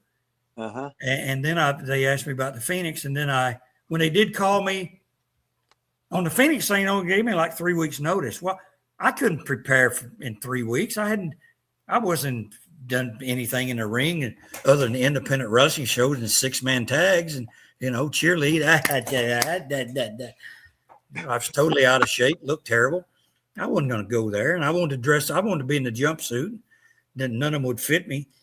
And, but then when they did call me for it, they gave me like 6 weeks notice, 8 weeks. I said, I figured the timing was right. It's one of these timing things. I said, sure. Okay. Because when I turned them down, they didn't put anything out on me for like 10 years, which meant no checks coming in. Zero. Right. I got 3 checks one time and I was missing one. I called. I said, I didn't get this one check. I only got 3 checks this year. They said, well, let's look. They looked. They said, we don't send out a check if it's less than $50. Oh. It was combined on one of your other 3. Oh. And I kind of like tucked my tail and licked my wounds and said, okay, thank you. I never called back about a check again. Yeah. But anyway, when they called me to do it, I said, yeah, I'd be glad to do it. They said, you can't be controversial now. You can't be. And no said, clickbait. okay. They said, can you do it in 15 minutes? I said, sure. Well, that's They awesome. said, we've had people go a long time, but I went in and did it, and that was it. It was a decent little weekend. Food was good. Hotel was nice. I lost money on it, but that's okay. Now, Rip, I know you had mentioned earlier, we won't keep you much longer here, Honky. You just give us the Iggy whenever you're really wanting to go, but we won't keep you much longer anyway. I gave this whole day to Hustler Rip Rogers. I got to pay him back for all those van rides and having Brenda Britton there riding with him. And tell you what, she was something else. She did a good job. The Fullers liked her. They like Brendan. They liked her so much that the first 6 months there, they didn't pay her a fucking penny. Well, no, I figured that. I mean, it was a package deal. Right. You were the only package. Yeah. But they let you guys do a lot of things, and you guys did some really good stuff. She was good at it. Yeah. Well, she had been in the strip business for how many years, right? Well, yeah. I mean, she was a headliner. Yeah, she knew her way around the crowd. Yeah, but she was good. And I just posted that arm wrestling video, Rip, of her in that. Yeah. You guys had that good contrast. That's what I was trying to say earlier about the tag teams. The tag team needs to be a contrast. One flim-flam guy, one bully. But both guys can't be bullies. Both guys can't be flim-flam. You got to have a contrast there that makes it work. So, yeah, you guys were good together.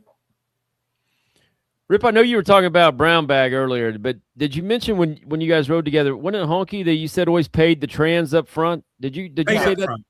Yeah, I said that earlier today. You did say that earlier too? Yeah. I didn't remember that part. No, but I just remembered something right now, and I hadn't thought about it years. This is WCW. We did a live TV, and I was working with Jim Duggan, and it was like his first TV in, and he was scared to death that I could destroy his career. And I said, Jimbo, don't worry. I know what you can do, and I know what you can't do. No, you'll like it. Because it was a live TV, and he was real nervous because it was his first time in. You know what I mean? So, never give me an extra nickel or nothing, but I enjoy doing it. Yeah, they didn't use me a lot on WCW TV, and Rip smarted me up to this because I didn't know how the tapes, the dates they played and when. Yeah. I wasn't around that part of it because I lived in Phoenix. I'd fly in, stay 2 days or 3 days, and then go out again. And Flair had told me they were going to put the TV title on me. That's a good story too about Flair calling me. I'll do this TV title thing because Rip can't. So, what was the show that they were going to do it on? One of those shows that was on tape that nobody watched. I forget which one. Yeah, we was on so many. We had the 2 hours on Saturday, and then we had something else. Yeah, one of them was like the C tape or whatever. You know what I mean? Yeah. But anyway, Flair told me they're going to put this belt on me like the next week. Uh-huh. Okay. I tell Rip, or you'd heard about it. I think I told you, Rip. And the week goes by, or 2 weeks go by, and the other guy's on the TV, and he worked a match. And he had the belt, and I went out and worked a match. I didn't have a belt. And you came to me, you said, I thought you were getting a belt for this taping. I said, well, yeah, I thought so too. He said, well, obviously you're not getting it because this tape's going to play next week, and you're not going to have it next week. And that was kind of like, okay, I see where this is going now. And but Rip smarted me up on how the tapes work there, and so I knew then it. And I didn't get on TV that often. How long were you there at that time? I laugh and joke about it. I wasn't there long enough to learn the words to the new song Jimmy Hart wrote for me. I think total I was maybe 6 weeks, 5 or 6 weeks. Okay. They were doing a live Saturday night show and had me booked with Johnny B. Bad and wanted me to do the job right in the middle. I didn't have an issue with doing a job for Johnny. I went to him and told him he was all well aware. But he was on contract making $350 or something $1,000 a year, working, one day a month. I'm there trying to make a living, no contract. And Bischoff's, I said, what's the deal here? I said, I'm not going to go out there and do this job without some kind of security. I said, I can do the job, walk back through the curtain, you say you're fired. Because I was an independent. I got paid by the match. I said, if I'm on a contract, do whatever you want. But as long as I'm an independent, I'm not going down on national TV. And I didn't. He said, well, we don't need you. I said, well, I already called a cab anyway. The cab was waiting outside. One Man Gang told us a very similar story. He was getting paid per show or whatever, and they basically treated him the same way. Yeah, I mean, if you're on contract, you do you're on contract. I'll do whatever you want. I don't care. Sure. What was the thing that the one boy, he had a T-shirt made, pin me, pay me. I like that. Pin me, pay me. The Job Squad. But there was what was I going to say about Ric Flair story? I think Ric Flair calling him.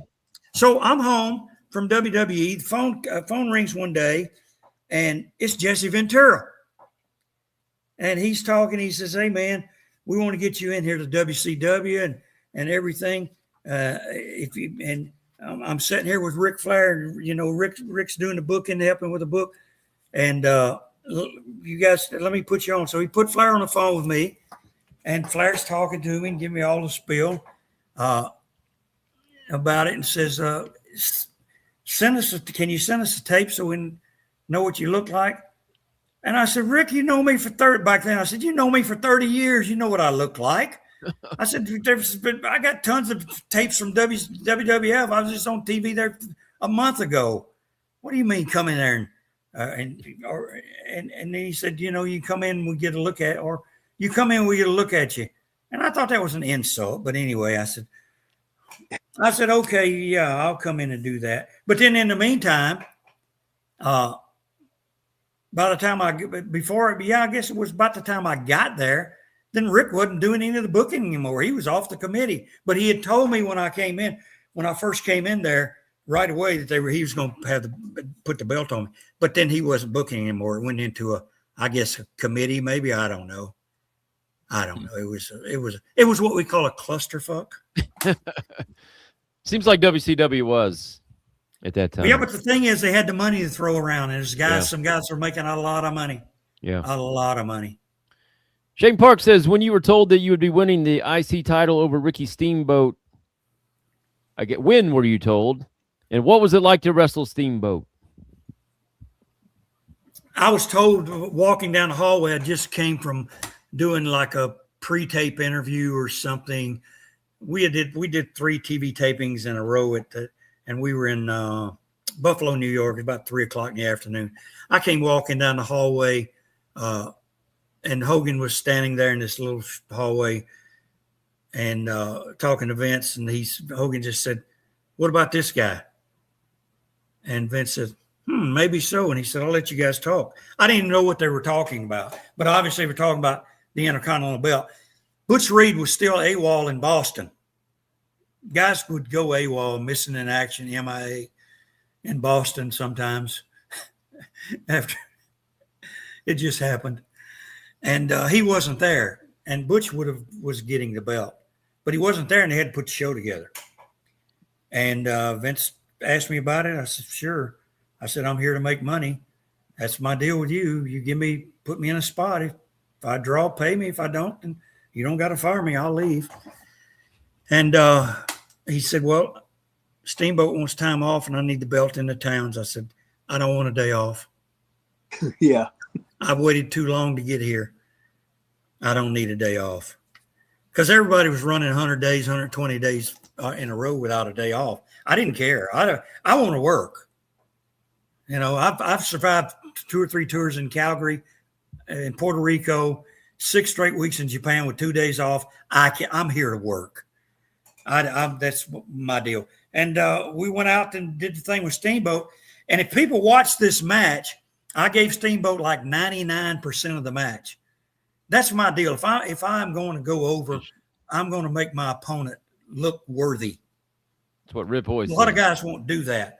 I say give him 90%, 99%, get enough heat on him that the comeback means something. And if I'm going to cop the fall on him, it's going to be quick, boom, and it's over. And Pat Patterson had a good finish call where Jimmy Hart holds him. I come running, hit him with a megaphone. I hit Jimmy. Steamboat moves, hits me with a drop kick. I fall against the ropes. He small packaged me on the way down, grabbed the second rope. Steamboat small packaged me so hard that I couldn't grab the second rope. I missed it. And I barely got my hand on the bottom rope when the 3 count was being made, when the hand came down for the 3. And I quickly rolled out. So I don't know if Steamboat just didn't want to do the job or what. Later on, I found out he didn't. He didn't like it. He didn't want to lose to an Elvis impersonator, which I thought was absurd. Yeah, well, who do you want to lose to? A snake, a bird, a pipe, or bagpipes? Everything there was a gimmick, for God's sakes. That's why I always thought they created your gimmick. Maybe I didn't want to lose. Maybe I didn't want to be in a match with a dragon. I mean, geez, give me a break, man. This bullshit of 60-minute matches in Charlotte, those days are over. This is WWE. This is Vince McMahon. He loved that jumpsuit. He loved that Elvis look, and he loved people getting hit with a guitar. It just happened to be me that was doing it. And I'd ridden with Steamboat when I first came there as a babyface in the car with him and his then wife, Bonnie. And, he went for years and never even spoke to me either. It's like, after that match? Yeah. Okay. I had return matches with him, a couple, because they had to have him come back and do some things, but it was like pulling teeth. It was never any good. I never took anything personal into that ring, ever. Ever. It was not a place. Now, if it was some job guy that was uncooperative or trying to get himself over, if I had to kick him in the head, okay. But other than that, no. I remember one time in Memphis, I'm in there with Tommy Gilbert. Tommy Gilbert takes me over in a snapmare, starts pounding me in the side of the head. I still have a lump behind my ear. Bam, bam, bam. And get back to the locker room. Tommy, what the hell was going on out there? And he said, oh, man, I'm sorry. I lost it. I'm sorry. He said, it's my check. It's a check they gave me. I said, well, go in there and beat Lawler and Jarrett up. Don't beat me. I didn't have anything to do with your damn check. But he let something that was personal against the promoter take over the match. And Tommy Gilbert was a great guy. He'd never done something like that before. And he never did it afterwards. But great guy. I mean, I worked some of Eddie Gilbert's first matches. I worked some of Ricky Martin's first matches. And I had to remind Ricky every now and again about going up to staying in Nashville. And Ricky wanted to break in, and I would go over to Star Promotions where they had a wrestling ring set up. And Star made all the wrestling promo pictures years ago. I can't remember the guy's name. He was a booking agent out of Nashville. He was married to Moolah at one time. And so they had a ring set up there, and I'd go work out with Ricky Martin and help train him. I'd remind him of it. I said, you write all these books and you say all this stuff that you never mentioned me, but that's okay. I had some of Barry Windham's first matches and some of Brad Armstrong's first matches. Yeah. Rip, you had did you have Brad Armstrong's some of his first, or was it Scott? Well, with Brad, the first time I ever got in there with him, he was the best guy I'd ever seen in my wrestling career. That everything I did, he did it perfect. He fucking, I was the fist, so he was open-handed. I would fucking quarter turn. He would quarter turn. No matter what, if I come at him fast, he kept the distance. He kept the zone. He didn't, and then when we tied up, he didn't do anything until I told him to. We just struggled in a fucking lockup and this and that. And we had a whole bunch of failure. And it was like nobody could, it was like even Steven. And he would just mirror each other as a baby face, though, not as a heel, as a baby face. He did I said, Brad, so he beat me with a Russian leg sweep, right? It was basically about the only bump I took during the match, but I don't think I'd give him any either. But the one Russian leg sweep, I said, carry my ass out of there, motherfuckers. But if he had the microphone skills as his brother Road Dogg, yeah, and Bob had good mic skills. Yeah. If he had the mic skills of the Road Dogg, he could have been world's champion. Well, I think that's what but in the dressing room, he could be like that.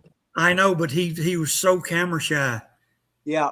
When it was on him and he had to look into that camera and talk about his opponent or about himself, he was fabulous. He was just, I don't care what you called. I don't care how loud the building was. I don't care how close the fans were and how far away he was. If he was across the room, he heard you. Yeah. He was like a lip reader. He had it. Yeah. And he would, like you said, he would not make a move unless you told him. And Watts saw that and gave him his top belt right away. He could have taken Tommy Rich's spot in Atlanta very easily if he had that strong interview. Yeah. He would have been the top guy. And Tommy Rich, I mean, God, what can you say about him? I've said this to everyone, and I've said it to Tommy. He was the Hulk Hogan of our business before there was a Hulk Hogan. Tommy Rich was over. He was over, and that cable TV got him over. He was a good baby face, a good bump guy, good seller, good juice man. He and good interview. He could do it all, except that Jack Daniels would work him over. Rip, I put a video out of you not too long ago where you were going to spray paint Tommy Rich's hair too, because you said there was only room enough for one blonde in the. Wait a minute, that's the angle I did with Austin. Hey, Austin Nail. Yeah. There's only room for one blonde here. I'm here and I'm here to stay. Did you do that angle? It's a good angle. Oh hell yeah. The thing is, we did the spray paint. Did you do the spray paint? I did everything. Then you wash the spray paint out. You do the same thing the next night in another town. We did it 6 nights. And Brenda got her hair sprayed pink or whatever all the way around. Then she wore the fucking the bonnet on her head. So then when I had the hair match with him, we screwed him. But then he got the scissors and he cut old flea bags. It was a wig underneath. So we had all the different wigs. So we took it all to all the clubs. Yes, it was one of those. If you do a hair cutting match, hair versus hair, yeah, it can only be done once. You know, you can once you cut the guy's hair, the hair's gone. Right. But when you do the hair dye match, or like you said, if you do the hair cutting match with a girl and she's got a wig on and they don't pull it off, you can take that thing around every town. Yeah, so you get multiple paydays. Right. That's what we did. Fuller loved it. Yeah, it was a good angle, and Idol liked it because he was going over every night, and he got to spray paint my hair different colors, and he brought the mannequin out on TV and spray it. I think I'll put a little red, maybe a little green. I love that voice, man. We did really good with it though. It sold out and good and Yeah. kept us alive, kept me alive for a few more days in the territory.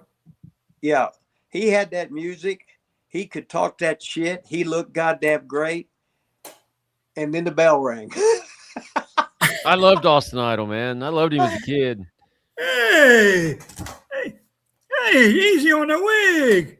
Oh, yeah. It was always easy on the wig. Easy on, hey, take it easy. And no matter what, you just lay your hand there and he'd say it anyway just to fucking do it. He'd say it anyway. Yeah. He'd say it anyway. Yeah. I remember one of the first times with Savage, he said, I don't like to have my hair pulled. I said, oh, we're going to get along great. I don't like it at all. And we shook hands. Oh, yeah. And so I would just touch. I mean, some guys do not know how to pull hair. Right. They just don't know. They think you actually put. Some guys do not know how to poke someone in the eyes. They actually poke you in the eyes. You don't do that. And you don't grab a guy by the hair, except when Andre would stand. This was good. Andre would stand on Jake Roberts' hair, hold him by the arm and pull him and say, get up. Oh, and pull him and stand on his hair. Andre could do things when he didn't like you. Yeah. He liked me, so I was happy. I only worked with him once. We worked in Lexington, Kentucky, him and Coco against Danny Davis, Larry, and myself against the Blonde Bombers in a handicap. Worked a match, did most of it, and put Andre's stuff over, and then at the end, he picks Coco up, and we're all three standing there like luchadors and throws Coco, and he dives and hits all three of us, and Andre sits on top of all three of us, 1, 2, 3. That's awesome. It worked. We got a decent payday from Jerry Jarrett for it. I think we got 100. Right on cue with Jake. We got a super chat question here. Do you have any kind of relationship with Jake these days? No, none at all. In fact, I usually don't mention his name, but to say that Andre stood on his hair and pulled his hair was always good. No, I don't have anything. I don't. In fact, I canceled a Comic Con the other day because I told the guy I wasn't going to sit near him. And the guy said, well, okay, then I can't use you. I said, okay, fine. God. I don't care. Hey, we all a bunch of bitches, ain't we? You know, when a guy goes on national TV and tells everyone across America and around the world that he wish I was dead to take me away from my family and my kids, and I never heard. Because in his mind he thinks, and it's not in his mind, he knows better. He thinks the guitar wasn't gimmicked. It put him in rehab multiple times. He didn't go to rehab for a hurt neck. He went to rehab over a crack pipe. I hit a lot of people with guitar. None of them had to go to rehab for a crack pipe. Hey, we got another one. The Crossroads. I guess that's Cody Rhodes' finisher. It's basically a reverse version of your finisher. How did you decide on your finisher? Did you come up with that?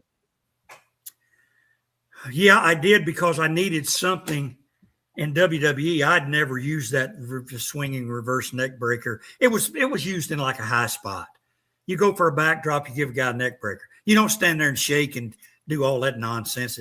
Vince gave me that part. That part I never liked. That part was terrible. It didn't work at all. People would get disoriented because they're swinging back and forth. They don't know when to flip and when to turn. I had a couple of guys go out on me the wrong way, and it's very embarrassing.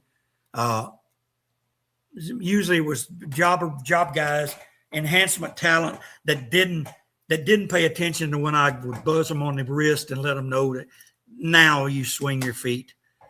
The guys that knew how to work, when I would do that, they never went out the wrong direction. But the shaking back and forth, Vince liked, he wanted to shake where I shake my ass. I don't know why. Then he wanted the rattle, which was to swing them back and forth 3 times. 1, 2, 3. I'm glad he didn't say do it 4 times or 5. It's like, Jesus Christ, these guys are going to be so disoriented, they don't know what they're doing. But it worked. It had a good gimmicky name to it because of the character. It fit the character. But when I gave it the name, I never dreamed that he was going to tweak it that way. That's what he wanted. He's the boss. He paid for it, and I gave it to him.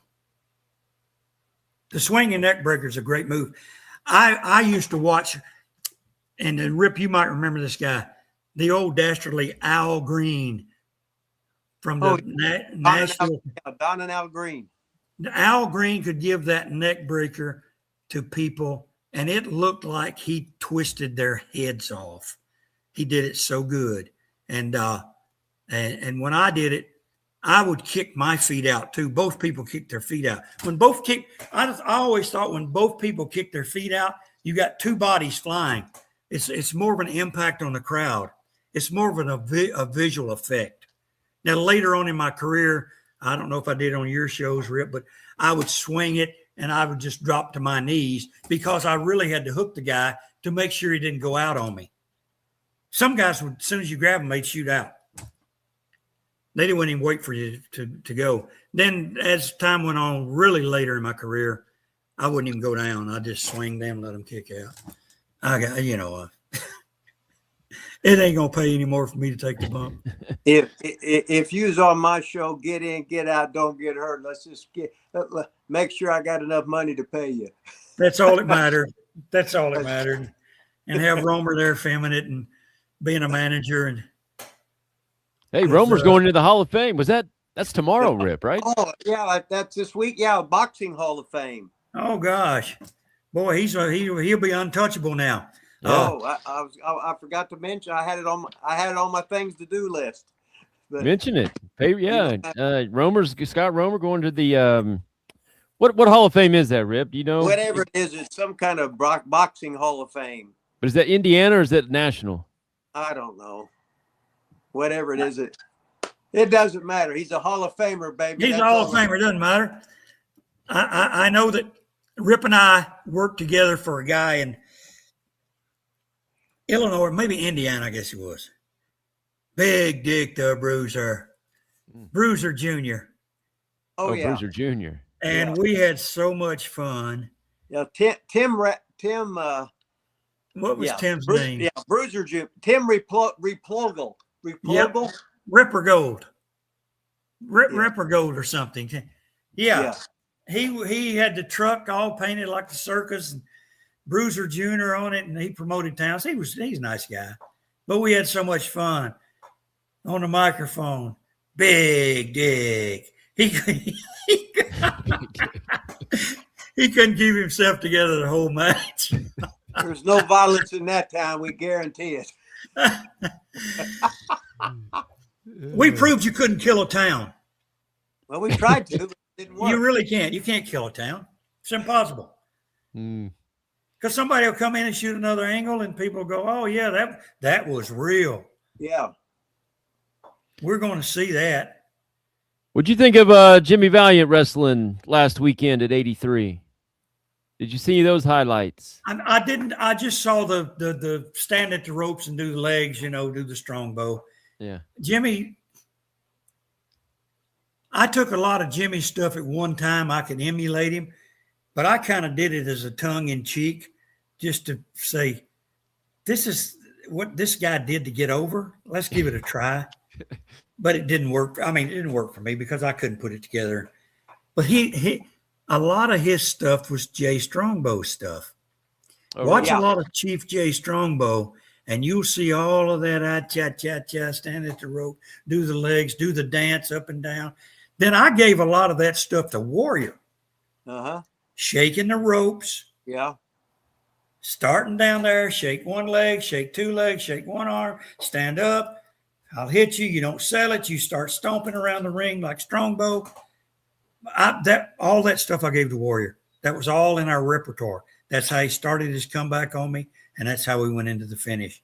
And it was all came from the Jimmy Valiant. And once I'd seen Strongbow do it, and I had to work with Strongbow in Puerto Rico when he was coming off his knee surgery. So I knew all of his stuff, and it was all Valiant stuff too.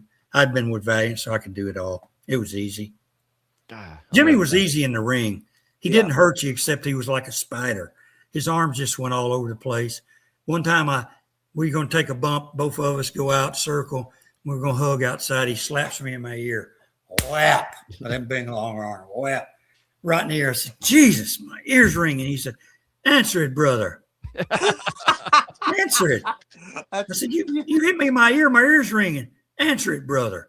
I mean, incredible.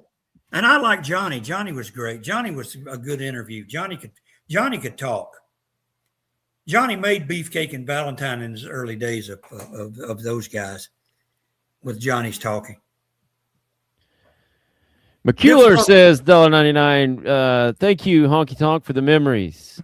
Wants to know if WWE has reached out. By the way, a lot of people in the chat have said this is the greatest interview we've ever had, and the greatest guest. And we still got over 100 here. We had 113 a little bit ago.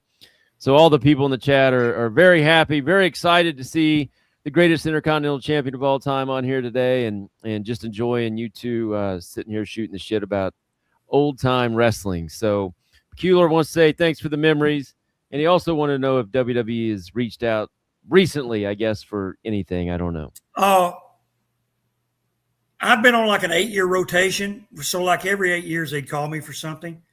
And 2019 was the last time I talked to them. So what is it? It's 26. So I reached out to them. Brandon Kelly did, my business partner. Brandon reached out. He said, what do you think about me reaching out to WWE about the signing over at Fanatics during WrestleCon? I said, yeah, sure. I said, but I don't want it to interfere with WrestleCon because, I mean, that's like my best show of all the year for that, signings and stuff. So he said, okay, I'll call them. And they said, yeah, they'd be interested. And, and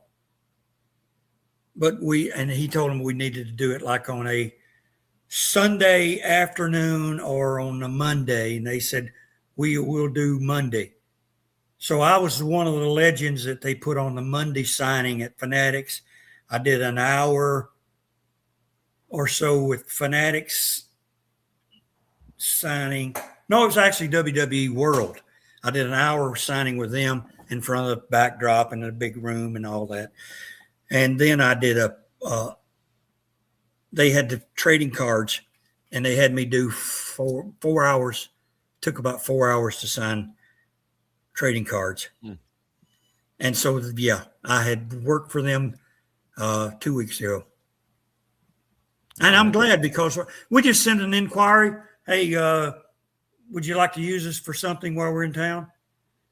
They said, well, we can do an exclusive and you work just this little part for us. You can't work for anybody else.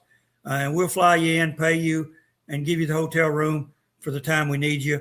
Or you can be non-exclusive and do your WrestleCon and work it in your schedule. I said, okay, non-exclusive. Because I'd already paid for the table, booked my room, paid for the airfare. Yeah. I do all these things myself.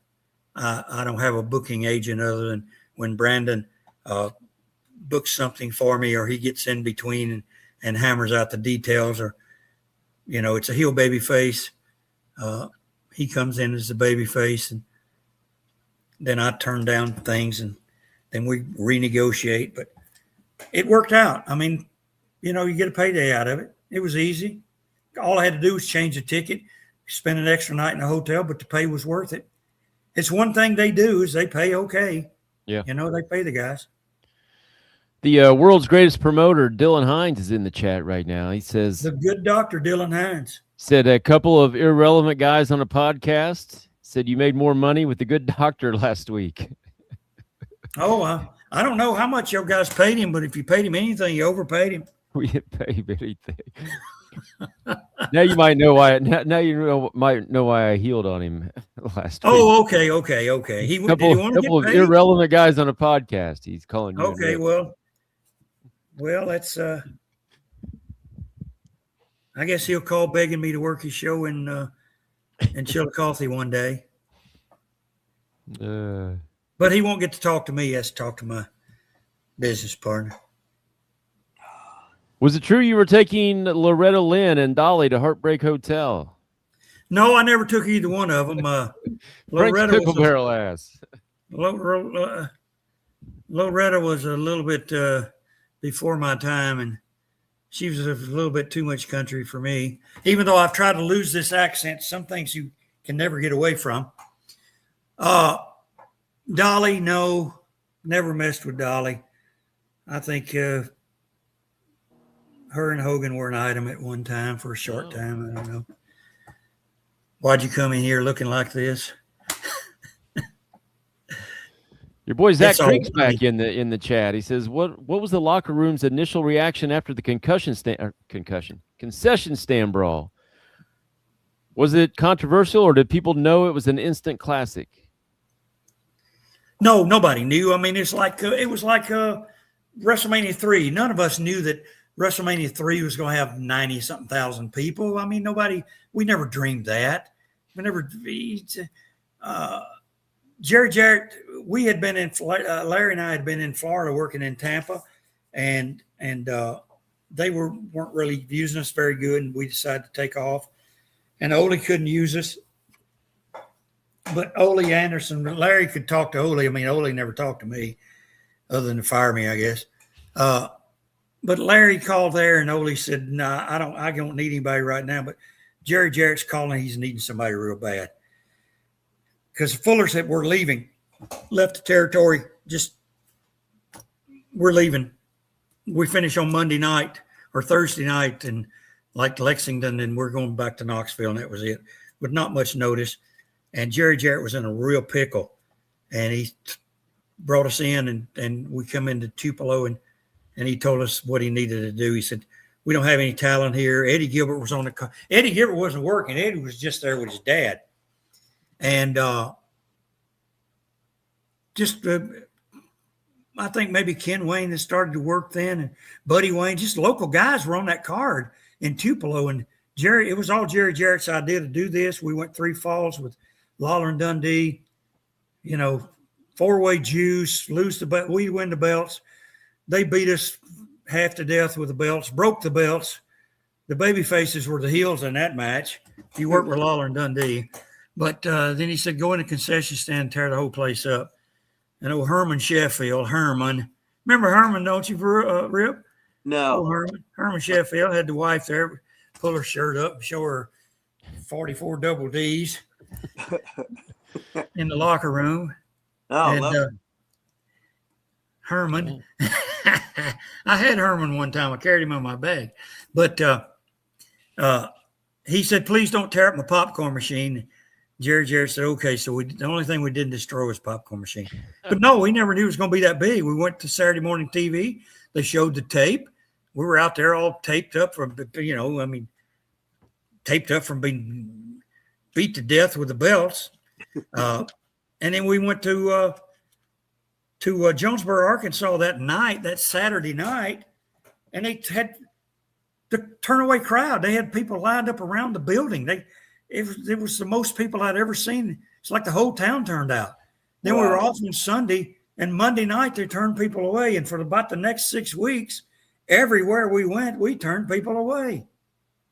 Yeah, I mean, I don't know. And years later, Eddie Gilbert, who was a young Eddie Gilbert at the time, went to Philadelphia, Pennsylvania, and they created this hardcore thing over there with those guys and called it ECW. So Eddie was watching all that carnage that night and saw this. And it's been duplicated 50 times, but never to the extent that we did it. Yeah. We did it another time with the Gibson brothers, with Ricky and Robert. Mm. And Danny Davis had the handcuffed Robert to the top rope. handcuffed him when we took Ricky to the concession stand and were tearing up the concession stand, beating him up. We were to leave him laying. And then Robert comes running with the handcuffs still on him, makes the big comeback, and we have to run off. I mean, just totally messed up what we were supposed to be doing. Get in the locker room, he's still got the handcuff on. How did you get out of the handcuff? Somebody went to their pickup truck in Tupelo, got the big wire cutters, and cut the handcuff. Yeah. Yeah. Yeah. Cut it off. So then we had it around with them for a while, but we took the concession thing to Nick Goulas. That was the one time that Jerry Jarrett was trying to bury the hatchet with Nick, and Nick was in dire straits. The Towns were doing terrible, and he said, can he have that angle? And he wanted Lawler and Dundee to come, and they did. They came for a couple of shows. Nashville and Chattanooga is the only ones they did it in with us. Sold them out for Nick, and then we stayed. Nick wanted to keep us. Jerry Jarrett let us stay. And that was about it. We did that angle with Lawler and Dundee for about 6 or 8 weeks, and then we ended up in Nashville and stayed there for about a year with Nick, doing it around for him. But, of course, he wanted to do it with Bobby Eaton and George Goulas, the Jet Set. Yeah. The Jet Set. Awesome. You know, George Goulas gets a bad rep a lot of times, which he wasn't that great. He was a crybaby, but he was not bad in the ring.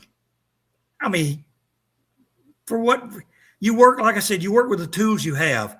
And George he wasn't that bad. You just didn't let him do a lot. Bobby Eaton carried that tag team. Bobby did it all. Bobby was a natural too. So was that other kid. You guys had him, Doug Vines. Yeah, Doug. Him and Bobby started together out of Huntsville, Alabama. Yeah. They were very good. Doug Vines was very good. Rip, you got anything else? I'm just going over everything you said, all the stories, stuff I hadn't thought about in a long time. I said, Dale Man.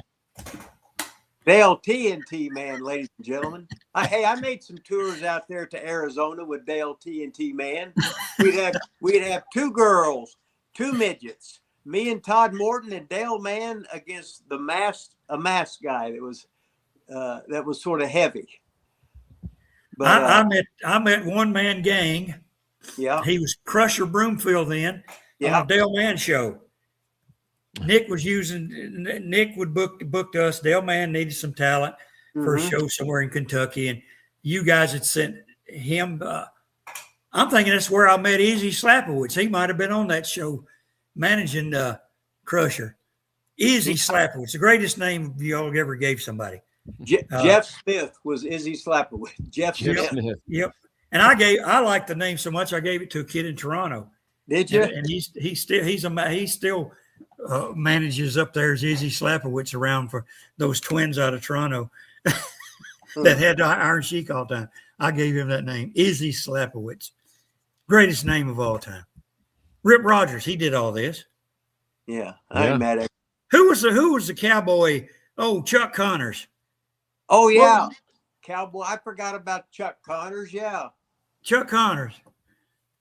Always trying to get over out there. Wouldn't sell nothing. Yeah. Well, he was a ladies' man, you know. This guy, Dale Mann, we're talking about, Vaughn, he killed somebody, supposedly killed. I think he's dead now, so we can say he killed somebody.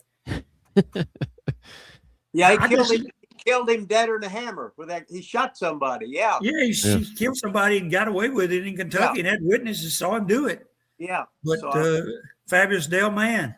I saw Dale Mann getting a blowjob in the parking lot of a wrestling show at my high school when I was helping.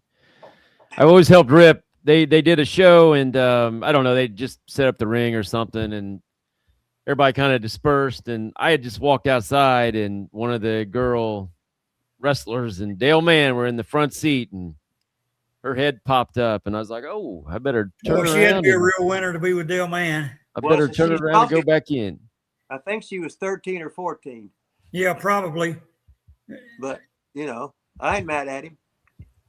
And Dale Mann had a referee that had the sideburns like me. I don't know what his name was.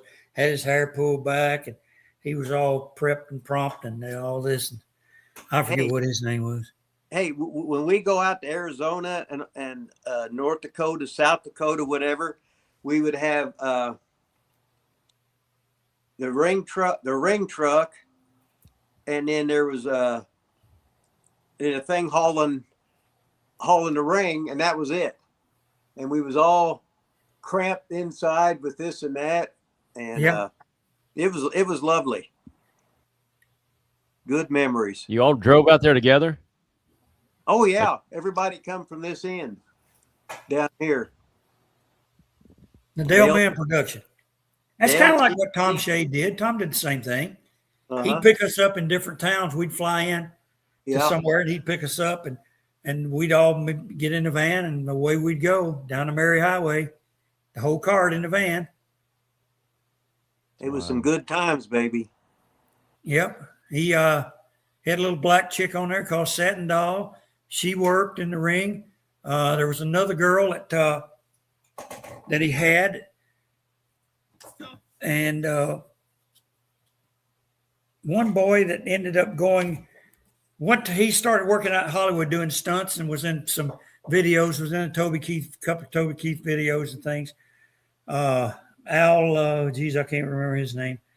He's still doing stunts. I guess he's like 70 years old if he's still doing them. And but Tom did that, and he would always have 2 stars on the show. He promised the military bases or the colleges. We did colleges, 2 stars. Okay. In fact, I did the junior college. I'm thinking it was I think Oklahoma, because a Big Show had to remind me it was Oklahoma. It was for the basketball team at this junior college, and the basketball team was a security. And this was the biggest kid I'd ever seen. The not one man gang, but the Big Show. Well, he went to Wichita State. Okay. He was in junior college. Okay. Before that. Okay. And he said, I met you, and he told me, he said, I met you. He's telling a story in front of the Undertaker in the locker room. He said, I met you so-and-so. You wrestled Porn Arnold. You came to our college, and we were the security. And he said, yeah, that's right. I said, yeah, that's right. He said, you gave me your card and said, if you ever want to get in wrestling, call you. Undertaker said, well, did you ever call him? He says, no, I thought it was going to be a basketball player. He said, see where you are now? You could drop that basketball and you're in wrestling. But then Hogan found him, I guess, bouncing at a bar in Chicago, and they picked him up and gave him a job at WCW. Wow, that's awesome. Paul White. Yep. Yeah. Oh, Paul, yeah. Big Paul. He told a story back before Christmas. We were in North Carolina and doing a signing, and JBL was there, and he came up and was telling that same story to JBL. I said, yep, true story. Tom Shade Show. Wow. I thought we were in Kansas. I said, was that in Kansas? And he said, no, somewhere and I think he's told me it's Oklahoma. It was a junior college. He went to JUCO first, and then he went on to play somewhere else. He was a big kid. He was 7-footer and in shape, young college kid. Yeah. Yep. All right. Well, we've been on here a long time, Honky. You got anything else you want to plug? I got your fan group pulled up again, Honky Tonk Man fan group. The fan group, and it's been a pleasure to be here with Rip Rogers. I told him I'd give him an hour, and he's almost had 2 hours. So we've run them in the ground. We've knocked everybody we know. We didn't shoot on anybody. They can't get any clickbait off of this. But they will. You didn't really knock anybody on this show, man. Nah. They're all dead. No need to knock a dead man. I'm going to give that's the one thing. He can't defend himself. Always go after the ones that can defend themselves. Yeah. Yeah. You got anything to plug today, Rip? No, I've been here dancing for an hour. You got to pee, don't you? Yeah. So usually Rip just pees on camera. I can't believe he did. Maybe he must really have respect for you, Honky. He usually just pees right here during the show. Well, I went just before we went on, so I'm good. And I didn't have that extra cup of coffee this morning, so I'm good to go now. Yeah. Anyway, it's been a real pleasure to be with you guys and to share some a few moments of our historical journey through this thing we call professional wrestling. I don't think me or you have ever raised our voice to each other unless we was ribbing. I don't think we ever ribbed each other other than over something Handsome Jimmy was doing. You know, it's the lats, baby. It's the lats. What does she see in you? She loves my lats, Daddy.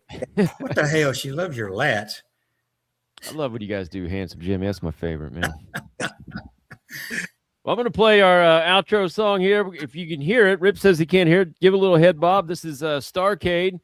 Starcade's one of the greatest rock and roll rap wrestling groups there are out there, and they do the music for our show here. Thanks to everybody that was joining us today. Still at 94. We were at 115 still like 10 minutes ago. Thanks for all the super chats. Tons of super chats today. Hell of a show. We've been live for 2 hours and 25 minutes. Thank you, Honky Tonk Man, for coming on here today, man. That was you can take the gold rings off now. That was awesome. It was a pleasure to have you on here today. An honor to have you on. The greatest Intercontinental champion of all time and WWE Hall of Famer, the Honky Tonk Man. Thank you very much. Thank you, guys.